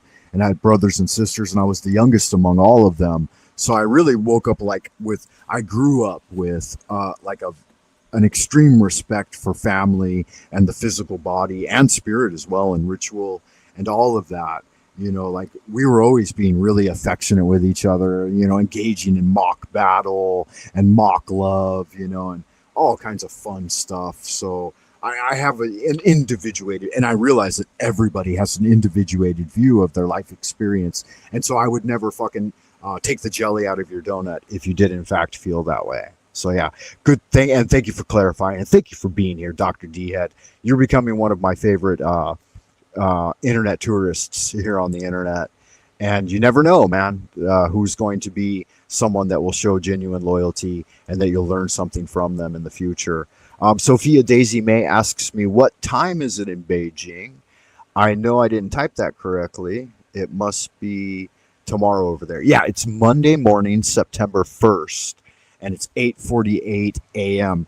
And I got lucky this week because they're having a military parade here in Beijing. This is the capital of China. I call it Twilight Zone, Old Peking. And we were actually able to stay home and clock into work from home on our phone. So we're kind of on like a pseudo lockdown. We've got like quasi martial law in the streets right now with tons of military guys out, and they're having a military parade to challenge even the military parade of the U.S. To mark their defeat of the Japanese during World War II, because they claim that they defeated the Japanese, at least here in mainland China. They did, in fact, defeat the Japanese and kick them out. I don't know if you know the history between the Japanese and the Chinese during World War II or not, and I'm not sure how accurate any of it is, right? But yeah, so we call it, its proper pronunciation is Beijing, and I like to call it Old Peking because that's the way they used to spell it, so Peking, and that's still how they spell Peking duck. Dr. D says, I appreciate that you don't accept that you rebuke it. I didn't consider very well who I was speaking with. Okay, good, man. Thank you, Dr. D. No worries, man. Yeah, I absolutely rebuke that horse shit. Get behind me, Satan. And you'll, over time, if you do interact with me, Dr. D, you'll realize that I'm a very clever combination between the sacred and the profane, and very little offends me, but I do have kind of a bottom line, and I think that my understanding is just as good as anyone else's out there, right? And I think that we meet on the level as well. Like if you ever came on panel or whatever, I like that Freemasonic creed that we meet on the level and part on the square, which means that we treat each others as equals. We're on a level plane, right? And then we part squared away, that we don't try to take anything from each other unnecessarily, and that we try to give enough, and so people will vilify the Freemasons, which maybe the highest levels of the Freemasons should be vilified. But yeah, big families with a lot of siblings are amazing. Oh, fuck yeah, that's the way to grow up right there. That's the true core of a good society, is getting in it to win it, man. Literally 12 hours ahead of where I am. Yeah, I'm 12 hours ahead. Most of my listeners, in fact, are in the Western world because I speak English and I'm from America. So if you don't know much about me, I'm originally from Southern California.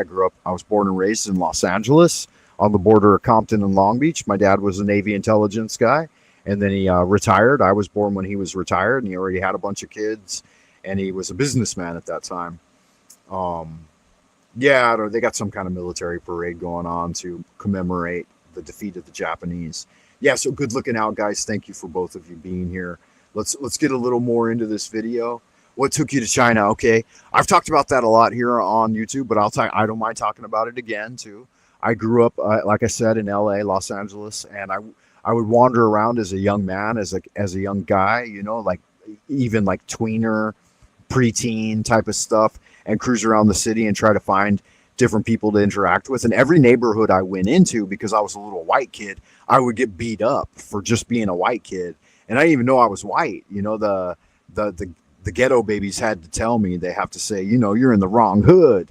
Look at your skin color, baby. What's up? You know, what you doing over here? So I got kind of harassed and bullied by you know, all the hoodies, whether I went north into Compton or south into Long Beach or east into Hawaiian Gardens.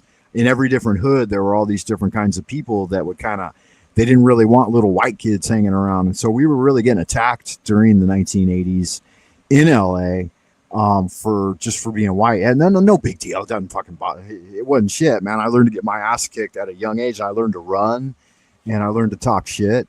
But every time, like I would go to Chinatown, and I liked Chinatown. My dad took me there to have Chinese food and stuff. And every time I went into Chinatown, like, people treated me with respect. And they invited me into their homes to, you know, have meals, and they invited me into their temples to study. And like, it was a whole different vibe. Like, people were cultured. And I noticed that the Chinese resonated very closely with the Caucasian neighborhoods. And I'm sure those other hoods had tons of stuff too that they could offer, but they just weren't open to blonde hair, blue eyed, good looking little white kid. You know, they didn't like that shit. So my dad told me, I said, hey, Dad, I'd like to study the other cultures. I'd like to learn Spanish, or I'd like to learn some other foreign languages. And he said, hey, kiddo, if you're going to study anyone, study the Chinese. They have some wisdom to offer. And so I did just that. I took my dad's advice, and at a very young age, I started going into Chinatown and attending their cultural centers and learning kind of the basics of the Chinese language and learning Kung Fu and participating in like lion dances and Chinese New Year's and stuff like that. And I just fell in love with it. And I made a really solid Chinese friend that his dad owned a restaurant there in LA. And I'd hang out with his family a lot. My dad was a businessman, and we all, we were on the level. You know what I mean? We met on the level and we partied on the square. And that was just the only, at that time in LA, you know, like, there was a lot of gang wars between the Crips and the Bloods. I got jumped by the Bloods. I got jumped by the Crips. I got shot at by, you know, there were drive-by shootings in our neighborhoods and stuff. And every time you saw a person like that, you just knew that it was either going to be fight or flight, right? But hanging out with the Chinese, it wasn't like that. You know, even the best fighters never wanted to engage in fighting. You know, they'd fucking train Kung Fu every day. And if there was a situation of a throwdown, they would defer from taking action as best they could and try to de-escalate the situation. And so I learned that mentality from them, and I learned the work ethic from my father, and the Chinese also reflected that work ethic. And so that's what led me to China. Since I was a kid, I wanted to come over here. I wanted to come over in junior high, couldn't do it because it was like Tiananmen Square. And I wanted to come over in high school, still couldn't do it because there wasn't a very good relationship politically between the US and China. And so it was long after college that I finally found my opportunity to come over here. I had to enroll in a postgraduate research program at one of the top universities here in Beijing. And I finally got over here when I was 29 years old. And that was in 2000. So I've been here like at the end of 2000, beginning of 2001. So I've been here 25 years now. And yeah, that's my story. That's the way it went down. Akita, don't fight unless you have to. Yeah, that's right. Defer from taking action if you can. Just do not engage is always kind of one of the best. I learned swastikas were a good luck sign learning in agrarian Macedonia, California as a teenager.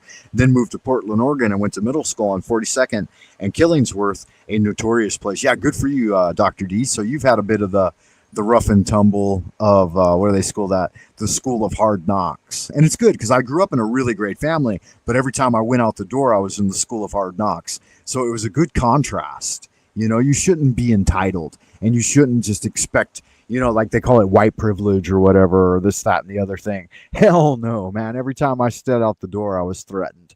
And the only sanctuary was home. And that's probably the way it'll be everywhere always. You know, it's just, that's the way it is, you know.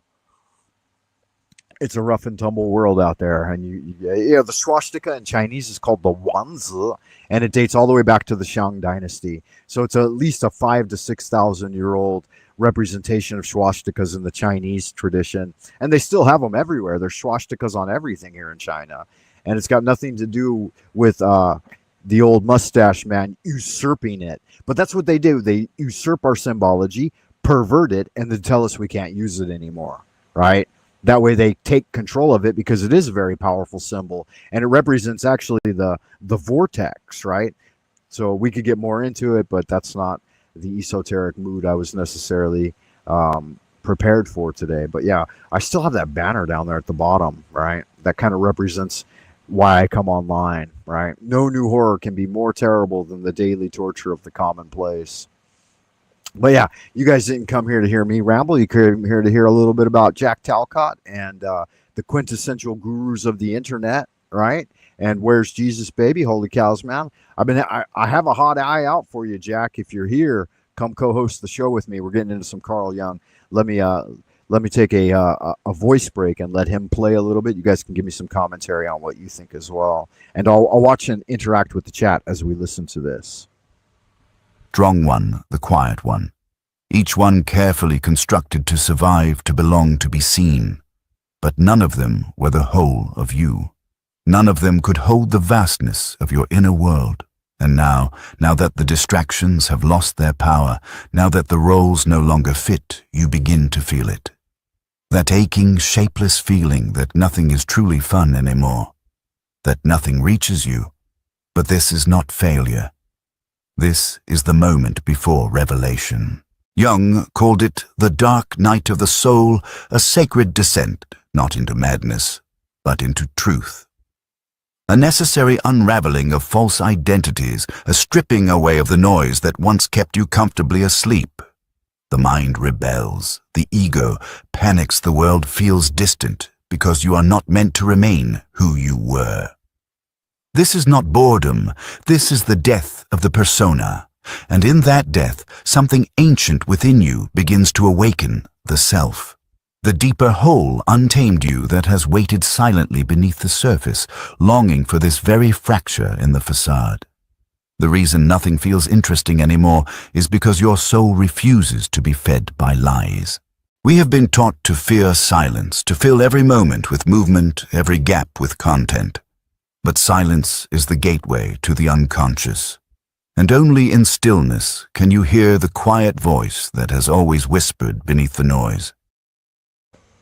Yeah, so he finally took a kind of a positive turn on the message here. I don't know if you caught the first part of the video or not, but it seemed very pessimistic. And I was trying to point out through that last commentary on it is that through the process of individuation that Carl Jung talks about, not everybody has those same experiences. So maybe not everyone feels that same. Obviously, I think that everybody will go through like various periods of the dark night of the soul. And here's an interesting aspect I wanted to share with you, and I know maybe you guys are closer to my age as well. I used to battle with the monkey mind all the time when I was younger. And they said, oh, if you could just quiet the mind, that's what meditation is, right? But in the Chinese system of internal alchemy, meditation is not that. You know, you practice some sorts of mudras and you practice internal visualization and path working. But I always had the monkey mind in the background with negative self-talk and stuff like that. And I wanted to disperse with it. And I worked very hard every day, in fact, in meditation to first quiet and still the mind, and it never fucking worked. Here's the funny thing. When I hit like 47 years old, the mind suddenly went absolutely silent. Unless I spoke to myself, I had eliminated all incessant chatter from the monkey mind. It wasn't that I had eliminated it. It just suddenly happened. And here's the funny thing. When I was younger, one of my gurus, one of my kung fu masters, he told me, he said, don't worry about that monkey mind horseshit from the Buddhists. He's like, that will just naturally settle as you get older. And it turns out he was right. So guys, don't get confused. I don't think Buddhism has contributed much. Some people really like it, and that's fine and dandy if you like it. I'm not telling you not to like it. But Taoism is what I studied, Taoism prior to Buddhism, and we don't look at things the same way. So this kind of syncretism of all things in spirituality morphing together isn't necessarily the right way to approach it, in my opinion. Like, in my personal practice, I don't have room for Buddhism and Hinduism. I have Tao and esoteric Christianity, which I consider to be Hermetic sciences. So I have a clever combination of the East and the West, which is basically Hermetics and Taoism. And those are the two I centrally focus on. You can focus on anything you want, but I practice ceremonial magic in the tradition of Solomon, and I do Chinese magic in the tradition of Master Liu Dongbing or Ge Hong. And I'm working to combine those things into a tangible system, which I have a name for, which I'm not ready to reveal yet because the core document hasn't been finalized yet. But when it is, I'll present it to the world, and I present other documents as we move along. I've got one on meditation on my coffee page. You can check it out if you want. It's a really good 4-page PDF document on basic meditation and what in the Taoist tradition we think it is and is not, right? It's just called the Golden Light Meditation. It's a very basic one. So if you're interested, I think it's like a $2 charge for that document, or maybe it's even free. I don't remember. But yeah, moving forward, I will try to develop the Buy Me a Coffee page a little more and put some more PDFs up there of my own original work. But yeah, good Magick, and I'm glad that he kind of took a little more of a optimistic view. Again, remember guys, this is an AI generated thing trying to present Carl Jung's ideas. This is not Carl Jung speaking to us, and I don't think this is even direct quotations from him for the most part. And I am keeping up with the chat here, so let's have a look. My lack of education hasn't hurt me now. None. I can see the writing on the wall. Yeah. There was a famous speaker who said that, right? I think it was Mark Twain or something. My lack of education has never hurt me in the slightest. I've yet to be able to silence my mind. Really, Sophia, I would be curious as to your age. You don't have to dox yourself, but if those things are your forte, then why are you and TML hit it off so well? He's deep like that too. Yeah, he knows a lot about Taoism. In fact, TML has one of the most encyclopedic minds on the internet. That's a fact. Like he's looked into more than probably anyone else in this field, as far as philosophy, religion, and history go. And his equanimous scope is far superior to my own. Mine's a little more rarefied in that I focused on Taoism for 30 years exclusively, and I've only focused on Hermetic sciences for about 15 to 20, right? Like there were a few years when I was young when I studied like ceremonial magic and Kabbalah, which he disagrees with Kabbalah, but he has a different interpretation of it than I do. And I was raised kind of in the church, had some Jews in my family, but I only came back to that about 10 years ago. And so for me, Chinese Taoism was my mainstay for 30 years. That's why I moved to China, because I love Chinese Tao and things of the Chinese culture. But yeah, good Magick, good question, good stuff. I've been in, okay, let me get another one up here. It says, I've been in circle with all kinds of caliber of people. Interesting how fucked up professors, doctors, and business types can be, particularly from the eyes of a layperson. Oh yeah, absolutely. In fact, I have an older brother who studied medicine. He spent 12 years in medical school he went like $250,000 in debt. He came to visit me one time in China and spent about 6 days with me. And we traveled. I showed him the city, I showed him all around. Then he went like 2 weeks down to the south on his own. But he told me, he said that you break the Hippocratic Oath as soon as you they don't let you uphold the Hippocratic Oath. They won't let you work to try to heal people. And he said, you basically just work as a prostitute for the pharmaceutical industry. And he said, I could teach you in 6 weeks of training to do what I do in practice on a day-to-day basis. He said those were 12 wasted years. He said they weren't wasted years in the fact that he grew to understand medicine and everything better, but he said he's not allowed to practice it. He just has to toe the line. Otherwise, he'll lose his license. He'll be kicked out. He won't get a job. And so, yeah, he said that they're not, that doctors, even people who have spent their lifetime studying medicine, aren't allowed to practice medicine in the West. So that's just true facts right there. Lawyers are the same.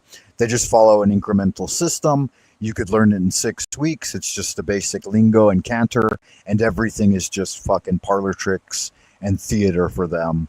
There's none of them really have any control or any influence. Yeah, so you didn't waste any time. At least you didn't waste 12 years of your life and go $250,000 in debt, right? To find out that it's a total fucking farce. As far as deep like that, too. Simon and Garfunkel from the song.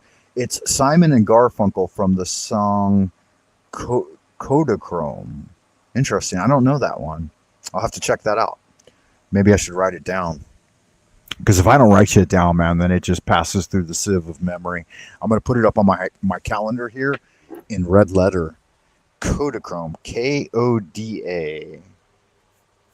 Koda. Chrome. Crome. Yeah. Okay, I made a note of it. It's on my calendar. And therefore, I will not forget. And it's red letter. I think it's fascinating that you're into esoteric Christianity. Yeah, and let me further define that a little bit for you, Sophie, so I don't leave you in the dark. What I mean by that is that I take most of what's in the documents, the Bible and stuff, and the other books into consideration as allegorical metaphors or metaphorical allegory, right? So in the Rosicrucian tradition of the rose and the cross, right, I study these things as an internal alchemical process. Right. So I won't go too far in that direction, but I was raised Lutheran and I grew up kind of in a Methodist community. So I do feel like there's a little more to practice than just faith.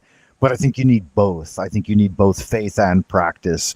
But your faith can't be unrooted, as it were. Like, you need proofs as well. You can't demand proof of God, obviously, but you have to quietly wait to see the equations of the spiritual realm playing out before you. And you have to test prayer and meditation and all of these things in real time. Like, you have to do something. You can't just say, oh, I call upon Jesus and I'm washed clean in the blood, and that's going to be enough, because it's not.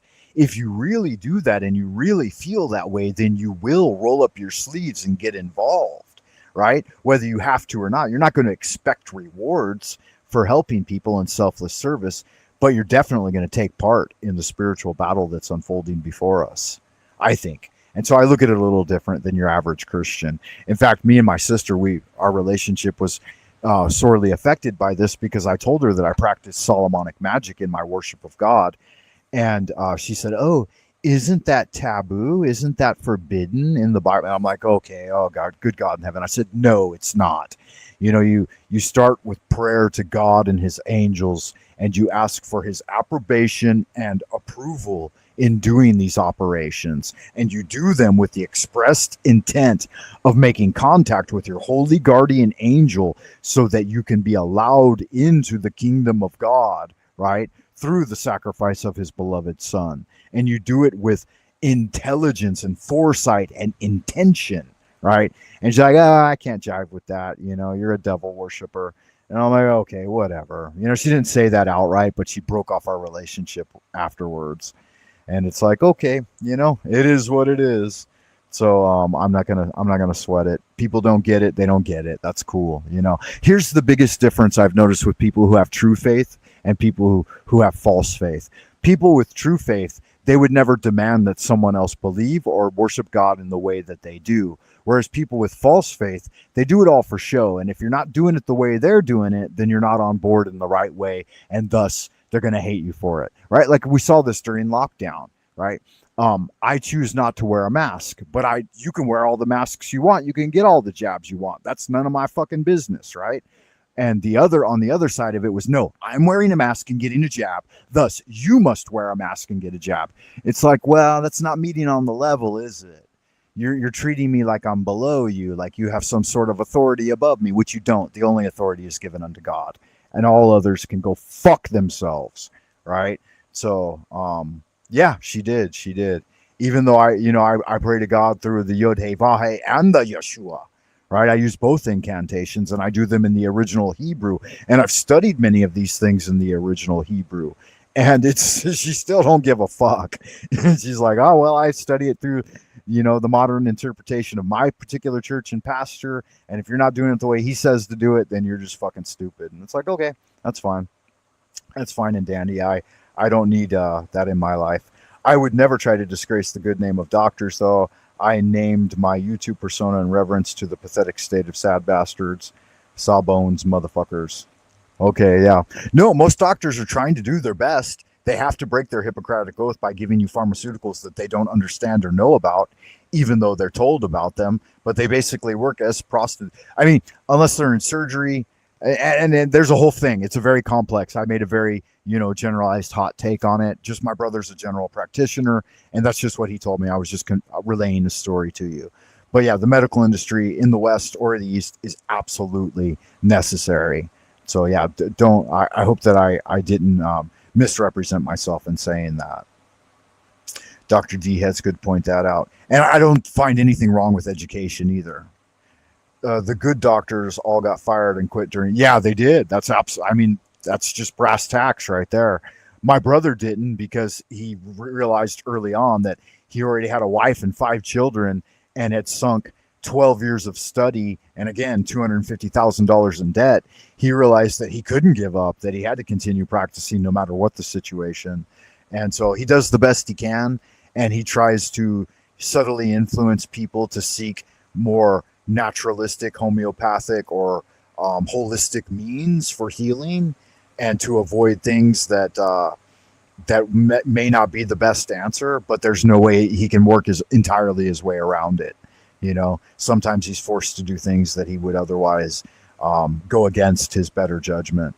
But and at the same time, even with 12 years of study, and I think he has how long now? Let me see, 15 years of practice. That doesn't mean that he's a know-all, know-all everything everywhere. And so he has to sometimes defer to the greater collective in regards to that. But he's one of the better ones. And he's one of the guys that you would meet with that would say, this is my assessment of the situation. I advise you to get a second opinion, and I advise you to consider alternate means. And this may be something we should consider, and this may be something you can consider, but he never gives an end all, right? Yeah, general physician, general practitioner. Yeah, they have to be careful with that though, Sophia. They can be kicked out for saying stuff like that. So, because that's considered woo-woo still. I get it, but I think there's principles to come first. Fuck the money, particularly if they don't have a family to support. As an ideal position, of course, I'm not. Yeah, and right, that's the answer of the Nazis, right? I'm just doing my job. I'm just following orders. Fuck all that, right? Absolutely not. Like during the whole fucking Scandalica, right? The fandango of death. I marched into a grocery store here, and a kid jumped in front of my face. A big kid they had set up at the door to block people from coming in that weren't wearing the appropriate armband, right? You didn't have your swastika on, you couldn't come in. You didn't have the fucking swastika muzzle over your mouth, then you couldn't come in the Nazi-controlled food distribution center. And I was with my son, and this guy jumped in front of me and said, "You can't come in without a mask." And I literally pushed him, and I said, "Fuck you, motherfucker." I said, "We will go anywhere we want. And to block my family from getting food because I'm not fucking kowtowing to you, I'll fuck you up." And he finally backed off when we went in the store and we got some groceries and stuff. And I came back out later, and my wife's like, "You shouldn't have done that." She's like, you can't be doing that shit. And I'm like, I'll never go back in that store again as long as they're going to play these fucking face typer games with me. Fuck that. And I did a video on it here on YouTube, and they gave me a community strike, and they removed my video. And I was reporting on the ground here in fucking Twilight Zone, Old Peking. They started the lockdown here, in fact, in 2019, in November of 2019, prior to the games of October, the military games down in the South, before they released the so-called, right? I'm not going to talk about it because I know that even now, what I just said could be considered taboo. And does your wife know? Yeah, we got a doctor to side with us and say that we all had heart conditions and we couldn't take the jab due to the fact that we might have cardiovascular trouble and stuff like that. And I had to get my kids medical exemptions for their schools and shit. Like, it was fucking torment. Now, I got locked down in the apartment for 8 months straight. I nearly fucking went insane, man. It's such a debilitating thing.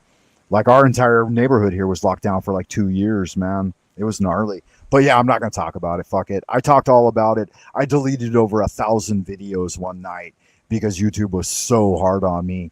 And I did so much like citizen journalism, and they just weren't having it. You know, they were not having it. Even if I fucking walked on eggshells, I renamed everything. Like I called it the Coovies. I called it the Jibber Jab.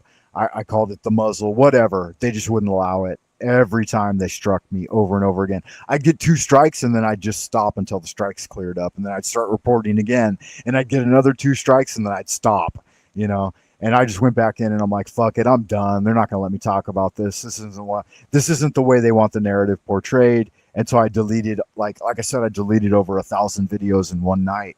And they didn't even let me delete my videos. They let me delete 700 of them. And then all of my videos, like, I don't even know where they went. Like, some of them disappeared. Some of them are still up there. Some of them are archived. Some of them are reduced in resolution. Like, they were in 720p, and now they've all been reduced to, like, 144K or 144p or whatever.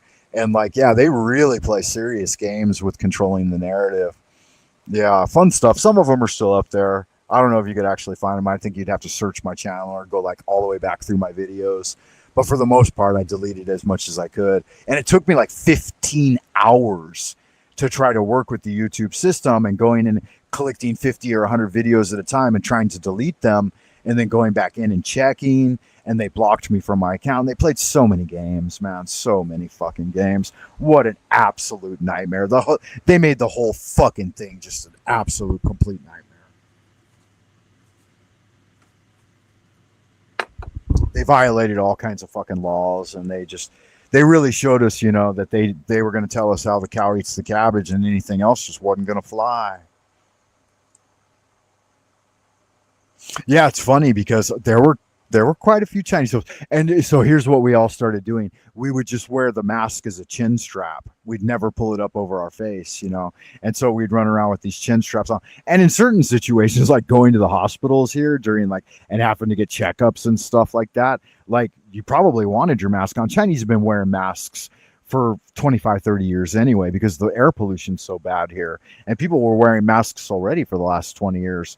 Because air pollution would get up to like 1,500 on the AQI. And so, yeah, I'm going to take a slight break from pontificating and let the video play for a minute, guys. So let's listen to a little more Carl Jung. And thank you for being here, Sophia, Dr. D. Good to see the two of you. That voice is not interested in your productivity. It does not care about your performance. It is only concerned with truth, your truth, not the inherited beliefs. Not the socially approved ambitions, but the raw, unfiltered longing of your own essence. Jung warned us that people will do anything, no matter how absurd, to avoid facing their souls. They will turn to work, to substances, to entertainment, to endless distractions, all in the name of escaping the mirror of the self. But the emptiness does not go away. It deepens. It waits. It follows you into every achievement, every relationship, every attempt to feel normal again. Because the self cannot be outrun, it must be faced.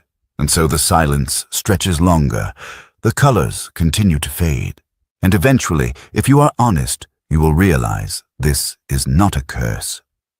It is the beginning of your return, not to who you were told to be, but to who you truly are. That is why life feels gray, because the truth is demanding to be seen in color. If you dare to stop running, if you dare to sit in the discomfort long enough, you will begin to see what you have avoided. The shadow, the denied parts, the hidden longings, the unresolved grief, the fears you buried so deeply that they've grown roots in your subconscious. The shadow is not evil. It is merely the unloved. Yeah. I'd like to take a moment and a bit of a deviation from Carl Jung here to point out that he's right about that. Like, so negative self-talk is one of the things I thought that was kind of difficult to overcome. Like, self-inhibiting talk, like in the mind somehow. And I worked with a hypnotherapist for 10 years. I worked with one when I was a kid too. I actually had the rare opportunity to have hypnotherapy from one of Israel Regardie's students when I was a kid in LA. But I worked with a training hypnotherapist, and he used me kind of as his guinea pig, or as a cohort, as a friend in working with hypnotherapy, because he was studying hypnotherapy and he was trying to build a client base for doing hypnotherapy and counseling. And so I did hundreds and hundreds of sessions with this guy as he worked on refining his techniques at hypnotherapy. And one of the big things I wanted to overcome was anxiety. I have a lot of social anxiety for public performance, and everybody does, because it's a very dangerous thing. You know, if you lose the sentiment of your tribe, then it equals death. So faux pas and slips in your oration, like I just did a moment ago, I got a little bit too deep into talking about that thing that happened that will get us all shut down here on YouTube. And so it really means death and exile from society, right? So you do have to be very careful with that. And so overcoming negative self-talk was one of the things I worked on a lot.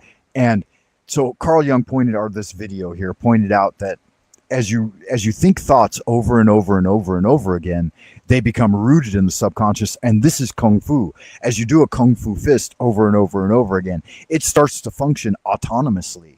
So if you get into a combat situation, your Kung Fu will naturally express itself without you having to think about it. You'll do the movements that you've done 1,000 times, right? Because you've done them 1,000 times, and they'll function without any thought. So they'll be faster than light. They'll be faster than the mind. The mind won't have to look and think. It'll just react. And so you can ingrain things like that into your being, to like my prayers, right? Like the prayer unto God, right? Holy art thou, Lord of the universe. This is something that functions like a pearl, right? And so this is the analogy we use in Chinese Kung Fu for internal meditation, is that you start with like a mud pill, and that mud pill, mentally you form it in your mind and you rotate it through the microcosmic orbit. And as you rotate and refine it, it becomes a stone. And as it becomes a stone, it starts to smooth and soften, right? And you condense it. You go through the 7 stages of the alchemical process. Obviously, you fire it, and then it becomes like diamond-like. You refine, you purge all darkness from the stone, all color from the stone, until it becomes like a diamond. And then it starts to illuminate, and friction creates it into a luminous pearl. And when you refine the mud pill that you've swallowed from the world, and refined it into a luminous pearl through all the various stages, then it functions like lightning, right? It becomes like a liquid mercurial force that functions immediately. Like a moment ago, my reaction to him calling the body a flesh bag or a meat suit, he didn't say meat suit, he said flesh bag, right? My response is immediate, because I've cultivated within myself that the body's a temple and should be respected. We need to feed and nourish and clean, respect, exercise, rest, all of those things, because it's one of the tools that God has gifted us with. The mind as well, same thing, right? Words as well. You should be very careful of your words, because they can touch ghosts and spirits. You should be careful of all the tools you're given and work to refine them to a higher level of functioning.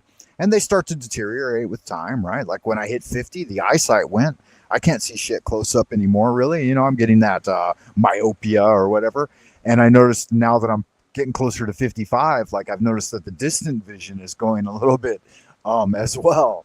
And I'm like, fuck, now I'm going to need glasses, but that's fine and dandy. I took care of my eyes as well as I could throughout my life, and I've tried to cultivate all of my treasures and be respectful of the gifts that God and the universe has granted me.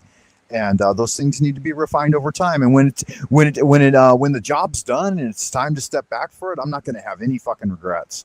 And that's where I find like this video is addressing most of the people, but not all of the people, because there's these exceptions to the rule, these individuated people. Yeah, muscle memory works fantastic, man. That's what Kung Fu's all about. It's all about muscle memory. Absolutely. Fear not the man who's done 10,000 kicks one time. Fear the man who's done the one kick 10,000 times, right? That was Bruce Lee who said that. Yeah, so good magic. So say your prayers 10,000 times. Memorize them, right? Show love and gratitude 10,000 times, right? A day if you can, but yeah, within a lifetime. Help others, right? Do all these wonderful things that make life better. And why? Just because it's good to do that. Because goodness is its own reward, right? That's why it's said in Taoism, we say that the man of goodness is good to those who are good, but he's also good to those who are not good, because goodness is the nature of his being. And and it's a reward in and of itself. Good magic, yes. Once again, thanks guys for tuning in. Thanks for stopping by. It's the 2-hour mark, so I do want to kind of blurb the channel, and I'm going to do the old Frank Monday intro one more time. If you guys haven't seen it, 2 hours is kind of a big deal. Once you pass the 2-hour mark, you're kind of wandering off into terminally online territory, right? So I'm going to remind you guys to check me out at buymeacoffee.com/Frank Monday if you have the opportunity. If nothing, just visit the page and say hello. There's a lot of free stuff up there. I've got articles and posts. I've got behind the scenes pictures. You can see a picture of me when I was 35.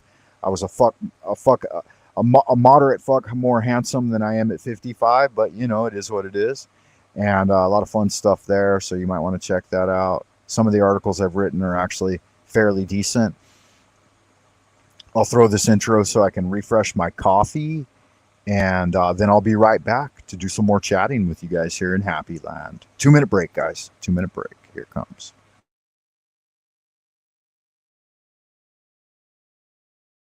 Old Frank Monday Productions coming at ya.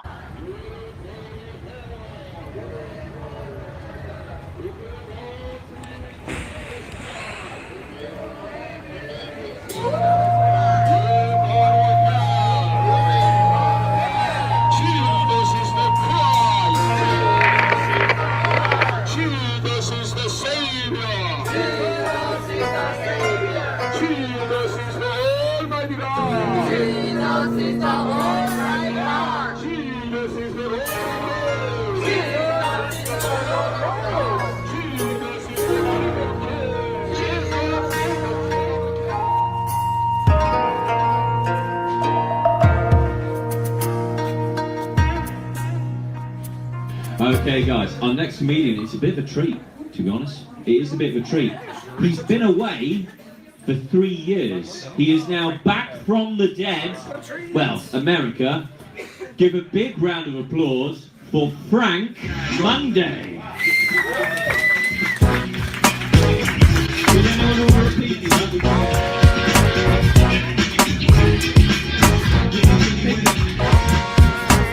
Thank you, Nick.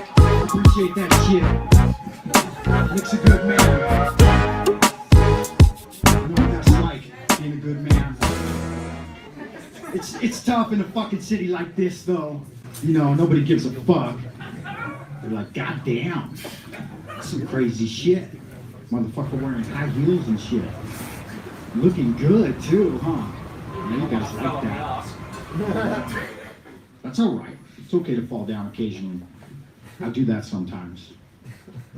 All right, being back in the G is pretty fucking nerve-wracking. You know, performing for 4 minutes straight. The only other time I get this anxious when I gotta perform for 4 minutes straight is when I gotta make love to my wife.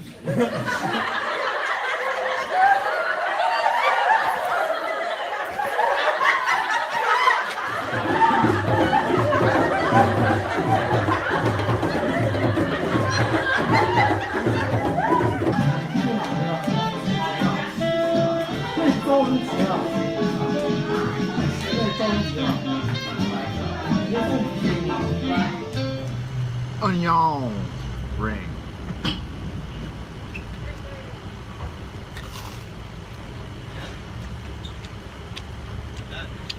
Yeah, they're all right.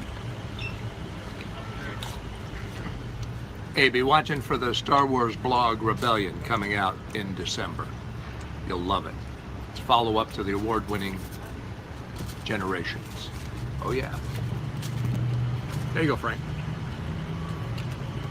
Here's my burger.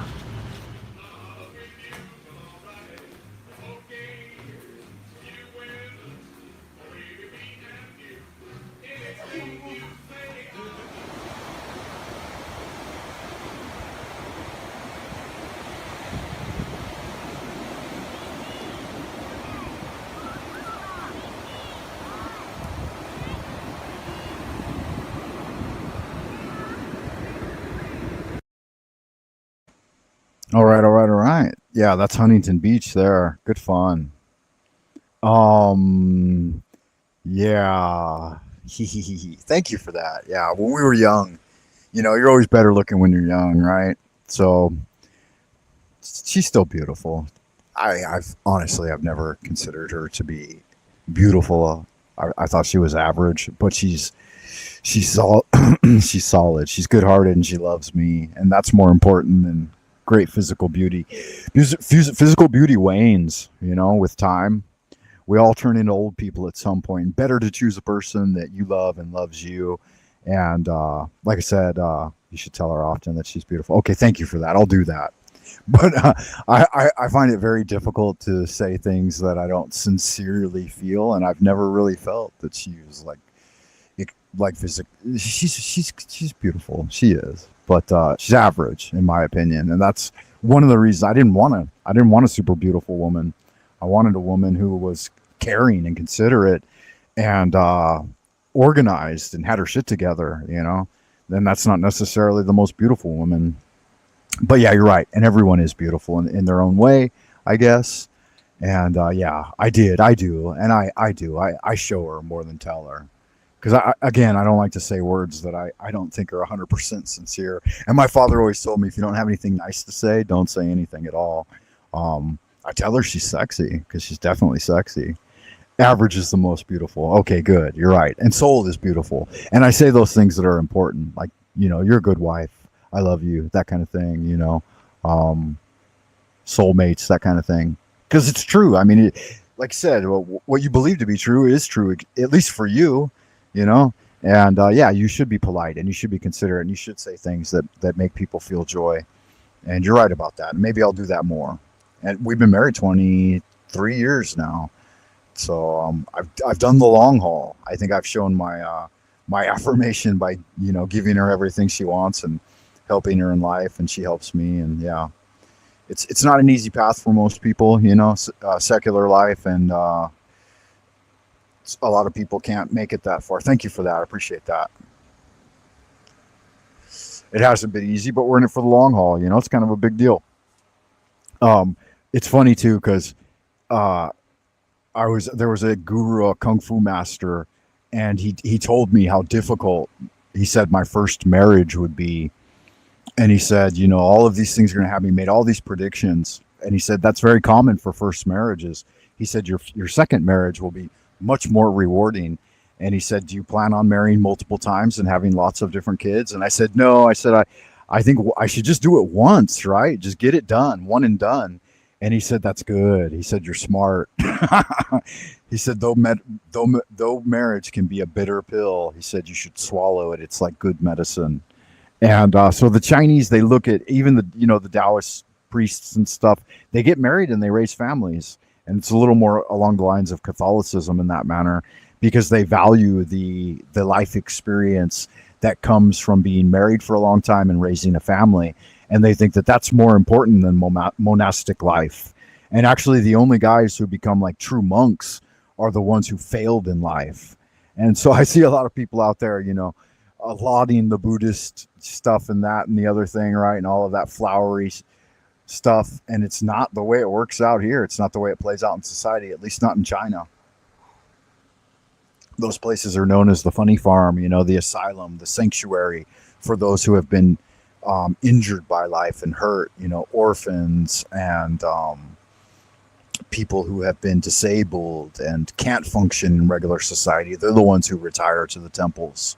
So it's a very different thing, like widowed people and people who have suffered tragedy, and it's not something you go do as a profession. You could, but that's very rare. It's called Chujiaren, or those who have been abandoned by their home. That's the only one place the Catholic Church has failed.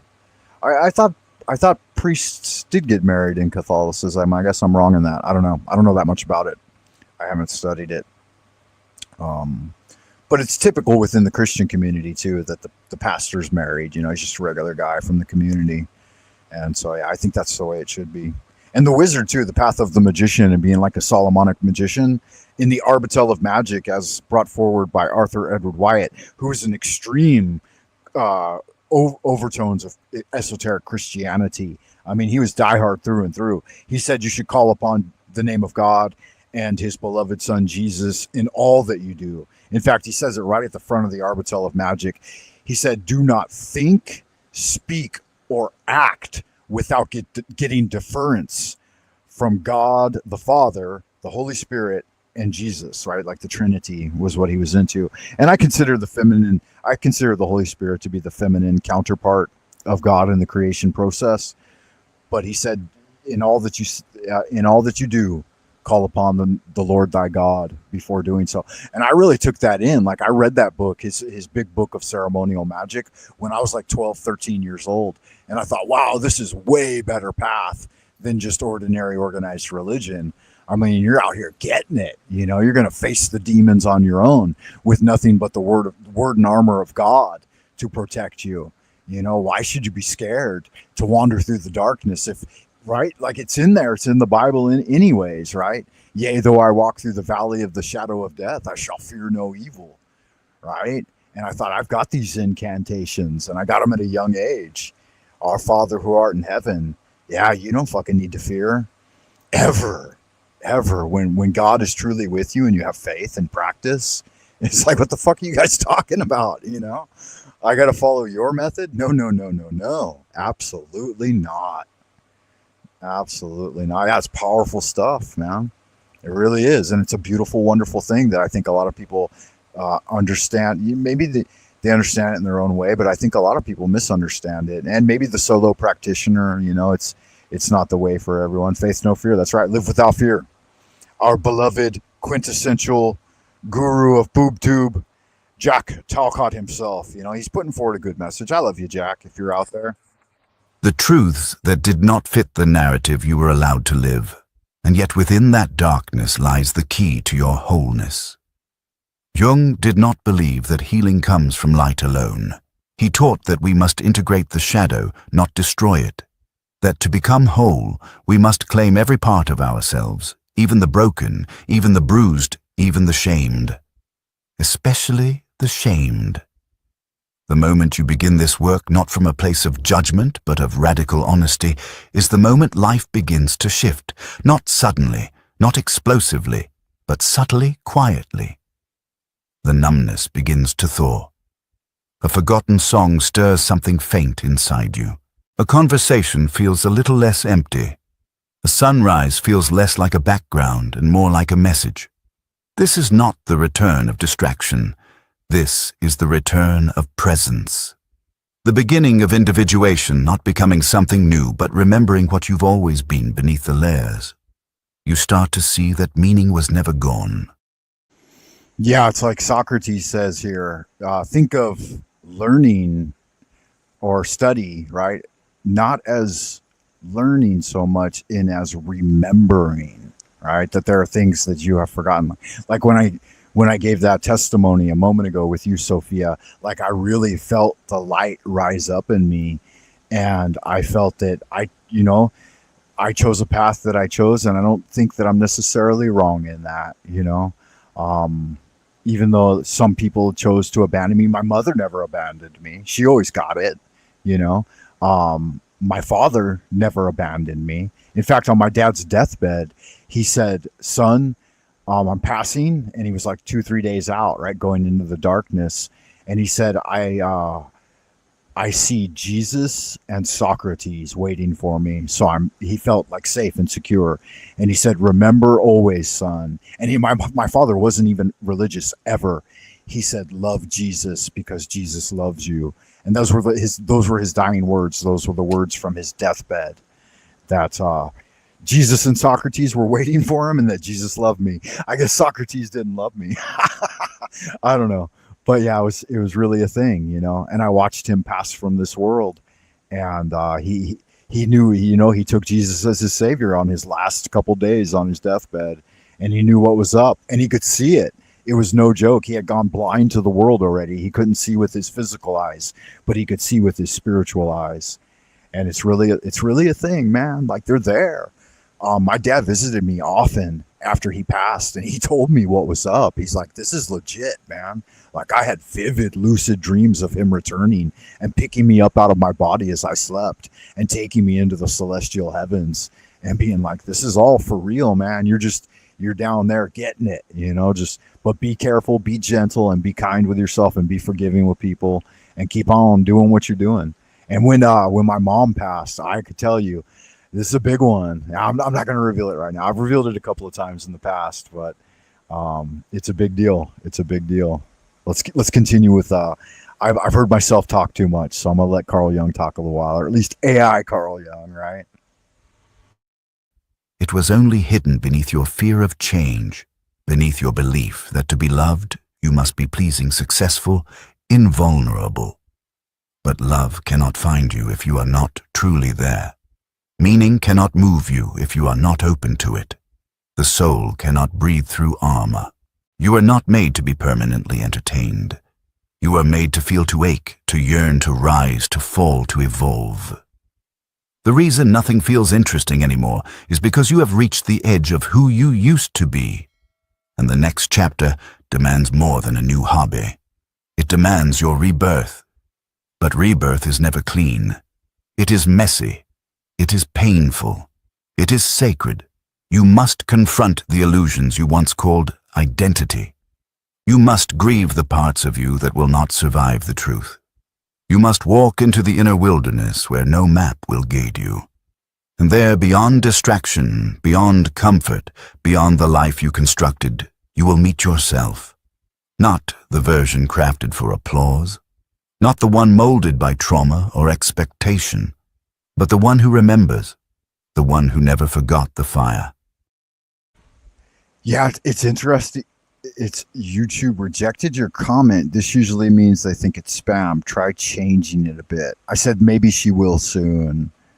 I guess because I commented more than once in a row and YouTube just rejected it. So I wanted to address what you said. Yeah. Wow, really? Okay, so maybe well, and like I've done a lot of spiritual work, like through meditation and kung fu and qigong and stuff like that. And so, and additionally, I have all water signs as my primary triune. I have Pisces, Cancer, and Scorpio in my three primary positions: Sun, Moon, and Ascendant. So it may be that I'm having experiences that other people don't necessarily have. But like right after my grandma passed, my mother's mother, my maternal grandmother, she visited me immediately, like within a couple of weeks. And again, through dreaming. And then my eldest brother, who died in a motorcycle accident, he visited me the night he died. And it was really fucking frightening. And I was a kid. And so that was super scary, because he looked like he did when he was immediately killed. I'm cutting out. Oh no. Yeah, it's because I'm transmitting the message, maybe. I'll double check it on YouTube. Hold on. Let me check my feedback loop, because this is an important part of the message, I believe. And I'm addressing you directly because I do think that it's important. Frank Monday, where's Jack?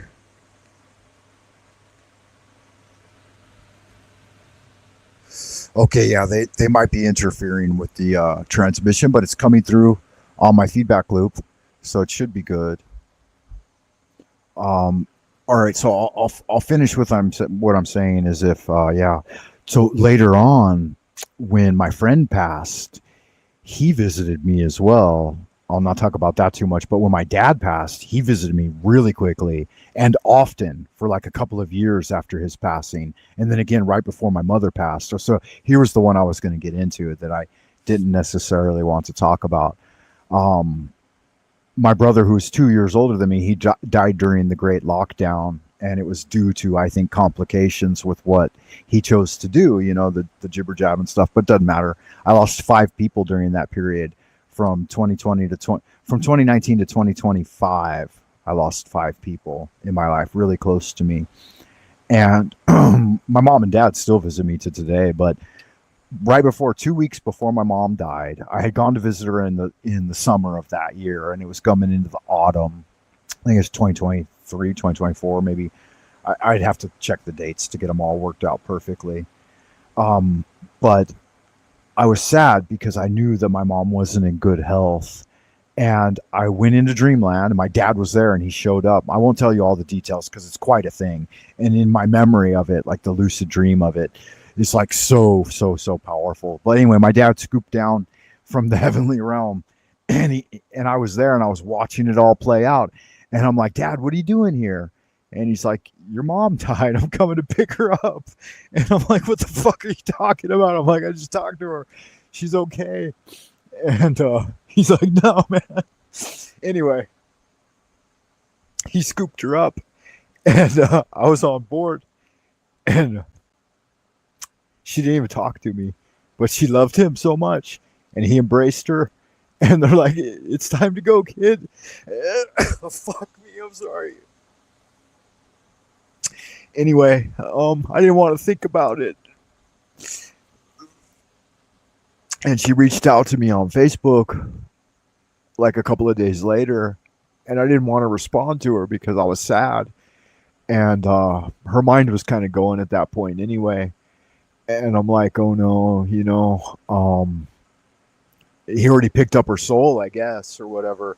Anyway, I finally found out that she had passed. And yeah, no big deal.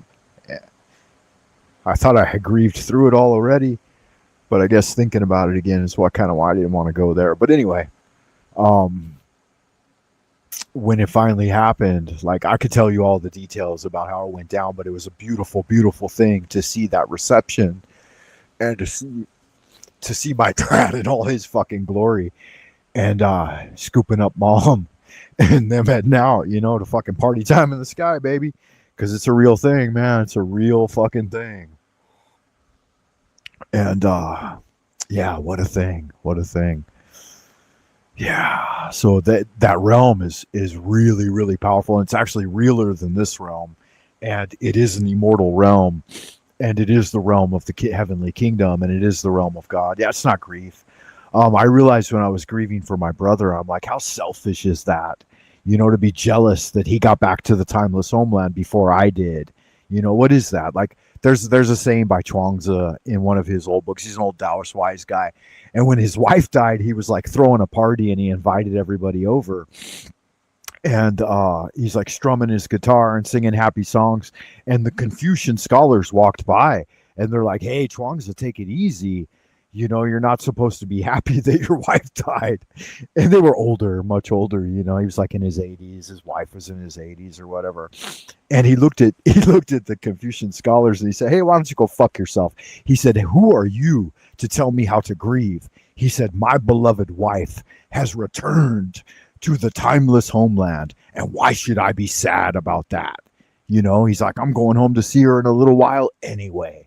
And he could already see her because he was open to the spirit realm like I am. And so when people pass and they go back home, maybe it's early, maybe it's late. Some grieving, I think, is important because we do build closeness and connection with our beloved people along the path with us. But you got to realize that there is a timeless homeland. There is a celestial realm. There is a heavenly kingdom, and it is within us. And it's a real deal. And we there's really, really good songs in the tradition, like we'll all meet up on the golden shore, and it's a real deal. The real deal, man. I wish that YouTube would let me hear you. They keep blocking it. That sucks. That's not on my end though, because I checked the retransmit on my phone and it's coming through loud and clear. I haven't. Yeah, no. So you'll be able to go back in and listen to it again later, Sophia. Thank you for the question that prompted that story. Yeah, I was, it's kind of a thing. I don't like to go back into it too much. In fact, one of my beloved spiritual teachers, he told me, he said, hey, keep your mouth shut for the most part. There are key times when you should tell these stories, but for the most part, your truly deep spiritual stories should be kept quiet, kept to yourself. Maybe I should write them down in a book, though, because I think it's important to reach out the message and let people know, because I have seen things that they have not seen, and I have actually been in the presence of God and in the temple of God, and I've done that through, I don't know, maybe I'm just gifted, spiritually, psychically gifted or whatever, but it's few and far between. And it's a special thing, man. And I think that transmission does need to be received and transmitted from time to time. Yeah, so thank you for that. And thank you for allowing me the opportunity to share. Yeah, very cathartic. I agree. Yeah, I've told that story maybe 2 or 3 times here in YouTube land, but again, it always makes me cry. And there are tears of sadness, and some of them regret, and they're tears of joy as well. But yeah, it is what it is. Um, Thank you, beloved. Let's continue with Carl Jung. The one who knows how to live without needing permission. That self may not have all the answers, but it holds the one answer that matters: presence. In presence, even the simplest moment becomes sacred.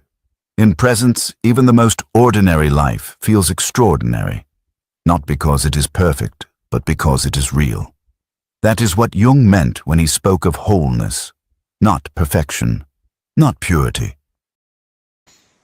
It's an interesting thing that they say this on this video too here, because yeah, do your thing, man. Have fun in Dreamland. Maybe they'll visit you tonight in Dreamland, Sophia. There's a real good possibility. Try to go gently into sleep, and then before going into sleep, tell yourself at least 3 times, I will remember my dreams. I will remember my dreams. I will remember my dreams. So it is commanded and confirmed, so mote it be. That's one of the easiest processes. I will awake naturally, and I will remember my dreams, and I will be refreshed by them. Every morning when we're waking up from sleep, the mind has the opportunity to speak to the spirit realm. And that's the time when they visit us and speak to us most often. Most people ignore it. They grab the phone first thing. They don't do dream recall. But every single morning of every single day, all of our familial and ancestral spirits and God and his angels pay us a visit. Maybe not God on high himself, right? But all of the angelic forces are available to us. And those spirits that are in our family, like our ancestral spirits and our spirits that were in our family directly in this life experience, they're the ones closest to us and speak to us most often. In fact, my mom and my dad were talking to me just this morning as I woke up, and they do it every day. And I don't always remember it, but if it's a really strong message, I do remember it. And I usually tell myself to try to work to remember and do dream recall, because we are interacting with them and they are interacting with us. Rudolf Steiner's small pamphlet called The Dead Live Among Us is a really important book, Sophia, and you should read it. I think I have a copy of it in PDF form on my Buy Me a Coffee page, because I did work on rewriting it in more modern language and adding my own ideas to it. But if not, I could send you a link at some point. Just, shoot me a message or an email or something like that. You can find my email here on YouTube. But I think it's worth reading. It's only 25 pages long or something. It's Rudolf Steiner, The Dead Live Among Us. So definitely check it out. It's worthwhile. And I really appreciate you coming in to the show today to add value and fellowship. So thank you for that. And I'm going to continue with Jung here. But the union of all things light and dark, joy and sorrow, desire and fear, held together in one soul that dares to feel fully alive. And so, the question is not how to make life interesting again. The question is, are you willing to become the kind of person who no longer needs to be entertained to feel alive? Are you willing to create meaning rather than wait for it to appear? Are you willing to live so honestly that even your suffering becomes sacred, because meaning is not something you find? It is something you build moment by moment, breath by breath. Yeah, I think it's important to point out here this process of individuation that Carl Jung is talking about. And he's right. And these are not new ideas. These are very Taoist ideas. In fact, the greatest treasure in life, according to Taoism, is a normal life. A normal life with longevity, prosperity, and fertility, right? To have a normal life, get married, raise a family, grow old, and die, right? That's the highest treasure in Tao. A life of normalcy without any ups and downs. So you're actually safer than most, Sophia, in that spiritual experiences aren't meant for the average everyday individual. Oh, okay. Hi, Rose. Welcome. Good to see you. I could give you my email directly. It's here on the YouTube. but I think you can message over the coffee thing if you just reply to email. I think it should come right back to me. I'm not sure. Maybe give it a shot in the future. If you want to commiserate and you want to take the time now, we're at the 2.5 hour market. I was just looking at some. Can you hear me? Okay, because the last person in chat, Sophia Daisy May, said that there was some trouble coming through with her transmission. But I'm monitoring my feedback loop here on my phone, and it seems to be loud and clear to me. But yeah, I'd be more than willing to go offline and meet with you for as long as it takes, right? Any given period of time to commiserate and talk about it and start getting involved in the reading. Because the way I do readings and what you've gotten yourself into is actually kind of a long-term thing. Like I need to gather some data, I need to do some consultations, I need to do some purifications and prayers, and then we can get into it, right? So I think we'll probably have to have at least a couple of meetings, right? A preliminary meeting for me to gather data on your particular inquiry, and then a couple of follow-up meetings to let you know what I uncovered, right, in my researches. Yeah, absolutely. Let's do it then. I dropped the link already, I think. I don't know if you saw it or not, but I'll drop it again. Here it is here. And meanwhile, I'll continue with the Carl Jung for a bit. Through the courage to be exactly who you are beneath every mask. Through the stillness that reveals what chaos once concealed. Through the love of what is real, even when it hurts. Especially when it hurts. This is the path Jung laid before us.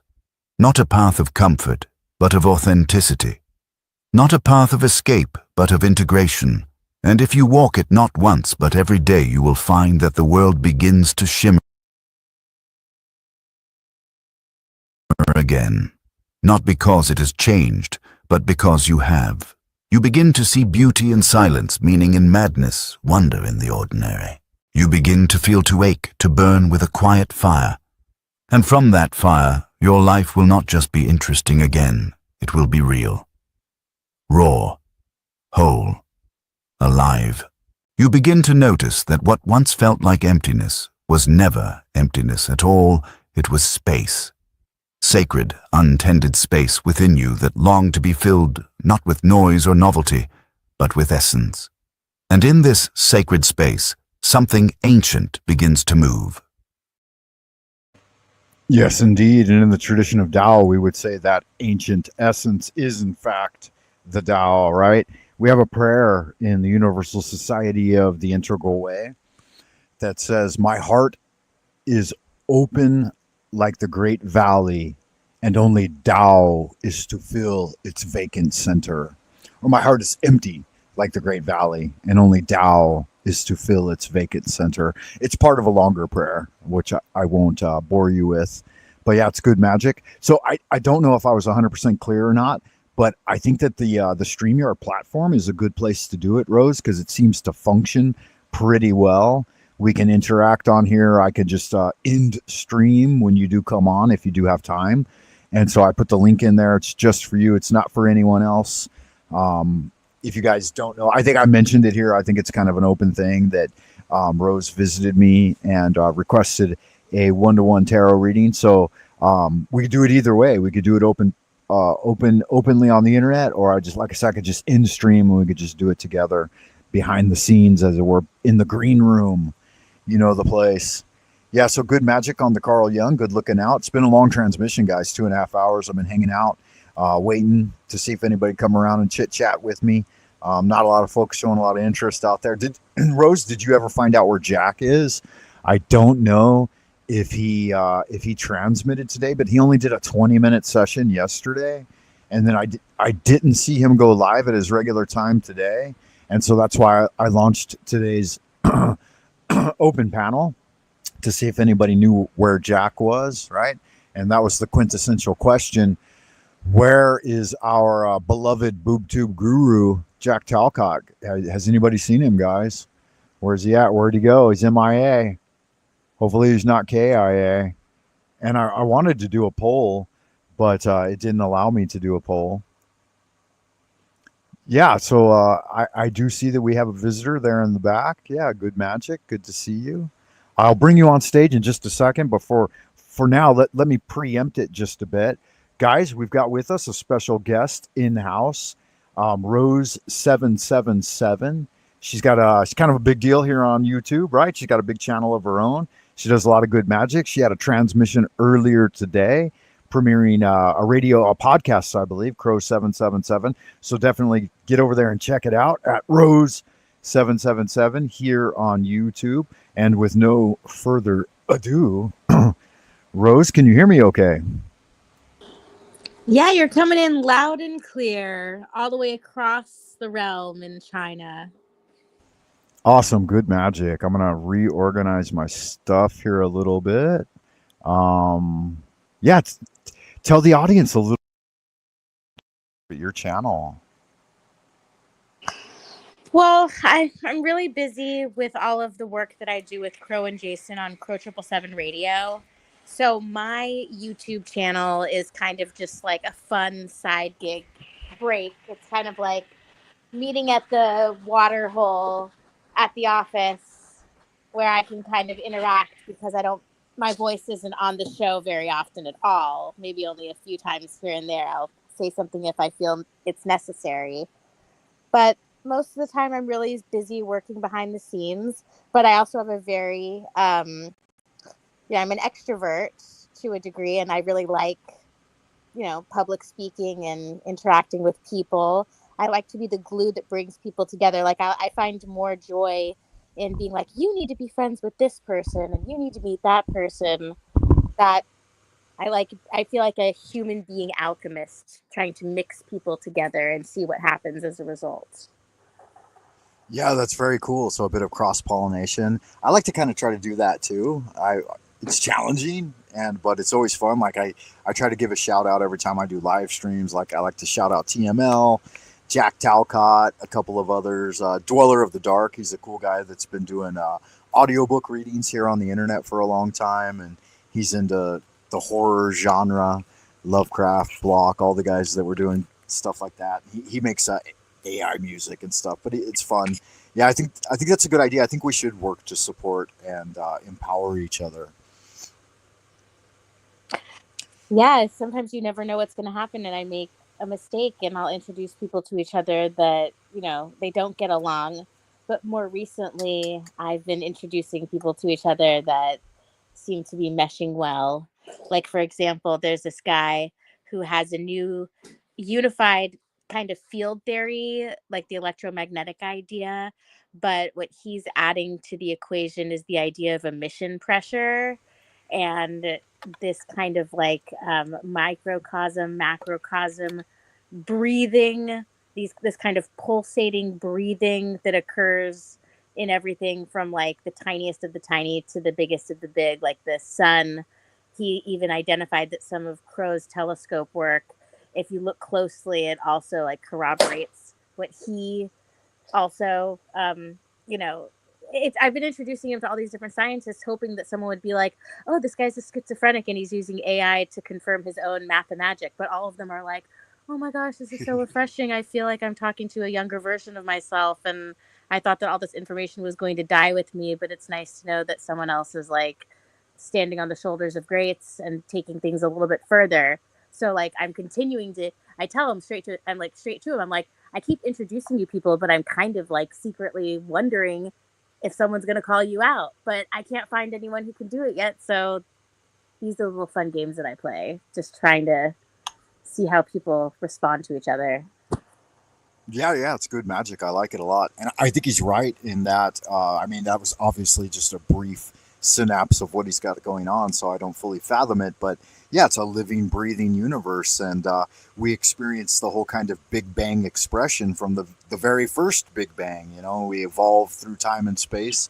And in 9 months, we experience, 900 million years of evolution in our mother's womb. And then we're born into this experience, passing through the veil, and the water breaks, and we're born upon the water, and it's just all sea level from there on out. So yeah, there's a lot to figure out, and the great mystery of the thing is important.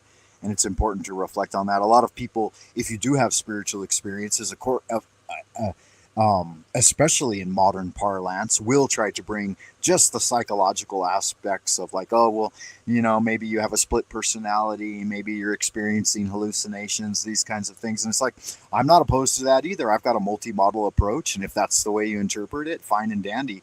But I do think that I have discernment as well, and I've done a lot of good work in making breakthroughs that they haven't necessarily made. Like, have they done the thousands and thousands of hours of qigong and meditation and kung fu and ceremonial magic that has given me insights that they may not have? And the truth is, no, they haven't done that work, and so they don't have a similar perspective. So with that said, I'd like to know a little more about like your eclectic views. Like, I know that you invest your time and energy into a range of things, but what would you say kind of rises to the top as like the cream of the crop of your personal interests in life? Well, like I said before, I'm really interested in people, so I would call myself like a vigilante self-taught sociologist.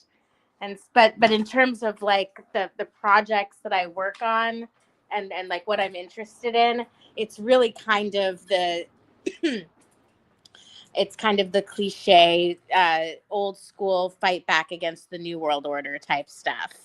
So I'm really interested in just understanding the inner workings of the ancient bloodlines, the ruling elites, the corporations. And a lot of people are burnt out on that. It's kind of like 101 stuff that most people kind of figured out 20, 30 years ago.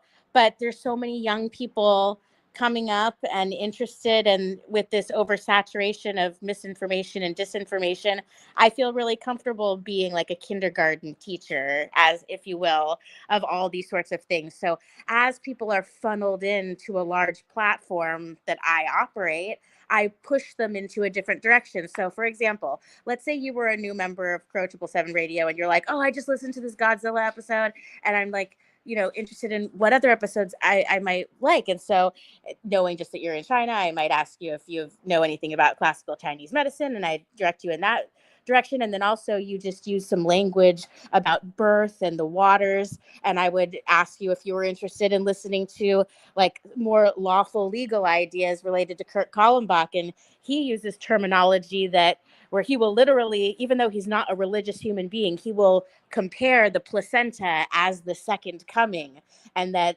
is the waters that we go through. And he calls it the port of entry instead of a birthday, and he doesn't like the word birthday, and he's offended by the birth certificate. And so sometimes, since we're good friends, I will like make a joke with him, and I'll like hold up a teddy bear and I'll be like, where on this teddy bear did the birth certificate touch you? And so I just like, just joking around with people about serious topics. And that's kind of how I am, just going with the flow. And I'm really interested in what others think and why they think it. So I spend a lot more time on other people's interests and trying to make sense of it and understand where they're coming from than developing my own cosmology or theories or cult religion dogma. Yeah, well said. Good magic. So I do think that we are kindred spirits in a lot of what you said. And I would recommend anybody who's tuning in now or later, make sure that you check Rose out. I put her YouTube address there. I believe that's correct. That would be the way they would just type it in, right? I connected from my phone, and let me see if Oh, okay. Yeah, no worries. Yeah, no, it's just YouTube at Rose777. No, that's not it. It's actually the handle, like with the at sign, is at Rose777-33. But if you just search Rose 777, it'll come up with my face as the profile, and it will be really obvious because it's like a lot of subscribers. Okay, yeah, good deal. All right. Yeah, I didn't know there was a 33 on the end. Nice. I had to add the 33 because what happened was in 2020, in 2021, my channel was terminated and I got it back after 4 years. And so when I received the channel back, it occurred after the handle, the @ was in place, and then I realized that it was preventing me from being able to live chat. So at first I thought it was censorship, but then I realized, no, I'm just being a dummy and I need to go into YouTube Studio and give myself a unique handle. So now it's that. I purposefully recently added the 33 at the end because it just always comes to mind, that number. Can you hear me? Uh-oh. Yeah. Sorry, no, I can hear you. Okay. I was typing. Let me finish up what I'm typing here, and then I'll be right back. Um, yeah. So that whole thing, that whole epoch of the AI overlords asserting their authority over humanity, and tell her Frank Monday sent you.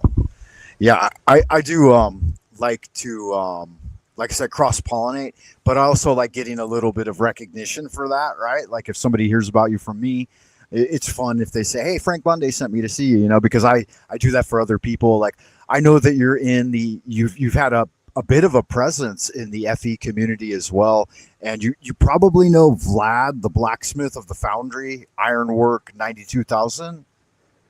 Yes, no. Well, you know, Synthetic Warrior. That's Okay. how I know him, because I went on C's show and he was there one time, and then he seemed like he knew me, but because it, like, the conversation, it wasn't the conversation didn't last long enough for me to get to know him. So Okay. even though we had that conversation, he and I didn't get to know each other because I was being questioned about like specific topics. So. Right. I understand. Yeah. So, yeah, he's fun. Nachiketa, I believe we've crossed paths as well, and others in that community. I can't think of any right off the top of my head. Oh, KJV, London Man, London McLovin. And so, yeah, those are a few of the guys that I've crossed paths. But I've only been in this experience of the Panelverse for what I'm recalling correctly. I believe it around 8 months now, so not quite a year. I said a year the other day, but I think it's actually less than that. But yeah, so good fun. I know that you are busy and we've got stuff to do, so I'll I think that it would be better if we just do it offline. So I'll end the show and then go backstage. Do you mind waiting backstage for a few moments? Yeah, I have no problem waiting backstage. I'm so sorry if there's background noise, and I'll Yeah, no switch worries. to a computer. And then yes, I agree that it would be awesome to chit chat offline for the beginning of the reading. But then as we get to know each other better, then we can plan specific shows together that are about topics, because I don't really do panel versus things.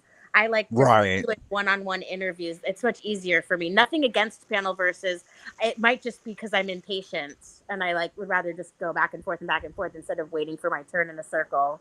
So Yeah, I'm more into that too. And the only reason I got into the panel verse is because my one cohort that I was commiserating with, he was a professional hypnotherapist. He suddenly died on me right in the middle of planning the next 100-day challenge. So I do something called the 100-day challenge, where we would present information and try to get people to practice along with us, and then offer support here on YouTube. But yeah, when he died, I was kind of left at ends and doing the 100-day challenge on my own. And then that's when I kind of discovered the Panelverse.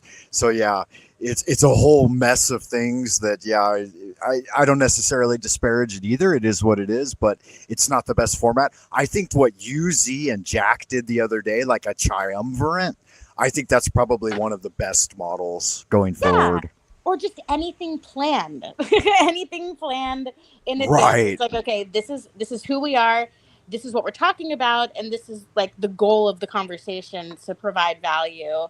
So it's fun. So why don't let you kick me backstage, and then we'll talk more. And before I do that, if you'd like to give like a 60-second elevator pitch for everyone out there in Happy Land, to let them know how to find you and what to expect. Well, honestly, if I was going to give an elevator pitch, it would be for my most important part of my life, which is Crow 777 Radio. So that's www.crrow777radio.com. And if you become a member, you'll gain access to 17 solar investigation videos done with a 130 millimeter lunt telescope. So you wouldn't hear my voice, but I'm, like kind of like the producer, and then the hosts are the ones who are more talented at speaking on these serious topics. But if you like my personality, then I have the YouTube channel that he put in the comment section, and I'm way more of a silly goose. And people who listen to Crow 777 Radio, 99% of them have absolutely no idea how silly I am, and I guess I kind of like keeping it that way. But it's fun when people naturally find me. If they like me too, then that's always fun. So that's my elevator pitch. Okay, awesome. Thank you so much. And let me read it back to you before you go. CRROW777radio.com. Is that correct? Yep, that's right. Okay, awesome. I've got it up on the screen for those who would like to visit, and I do definitely encourage you to do so. And I will drop you back. So thank you, Rose. Thanks. All right, awesome, guys. So yeah, we've had a pretty long show. I only planned on going a couple of hours, but I did say that if anybody came up to say hello, I really kind of have the whole morning free, which is a rare thing. But it's definitely awesome that Rose stopped by, because I've been looking to speak with her, and I sent her an email. And so I'm going to get into it, guys. Thanks to everyone who stopped by. Check out Rose at Crow77 CRR, 2 R's in Crow, 777radio.com, definitely. And also visit her YouTube page and do all the fun things that makes YouTube function correctly, like hitting the sub button and punching the likes and leaving comments, guys. That's always kind of an important thing that people overlook. I know it takes time to go back and review the video later on and leave a comment, but definitely do that. And finally, with no further ado, guys, do check me out at www.buymeacoffee.com/Frank Monday. Put a little something in the tip jar. That'll put the lead in my pencil, the pep in my step, and the jelly in my donut. And in a good mood, everybody's keeping their nose to the grindstone, rolling with the punches, and getting good work done for you. And for everyone else out there in Happy Land, you guys keep doing good magic. You know that I love y'all, good-looking, sexy people. Until next time, carpe diem, ad astra per aspera. I will see you again in the abodes of the future. So bye for now.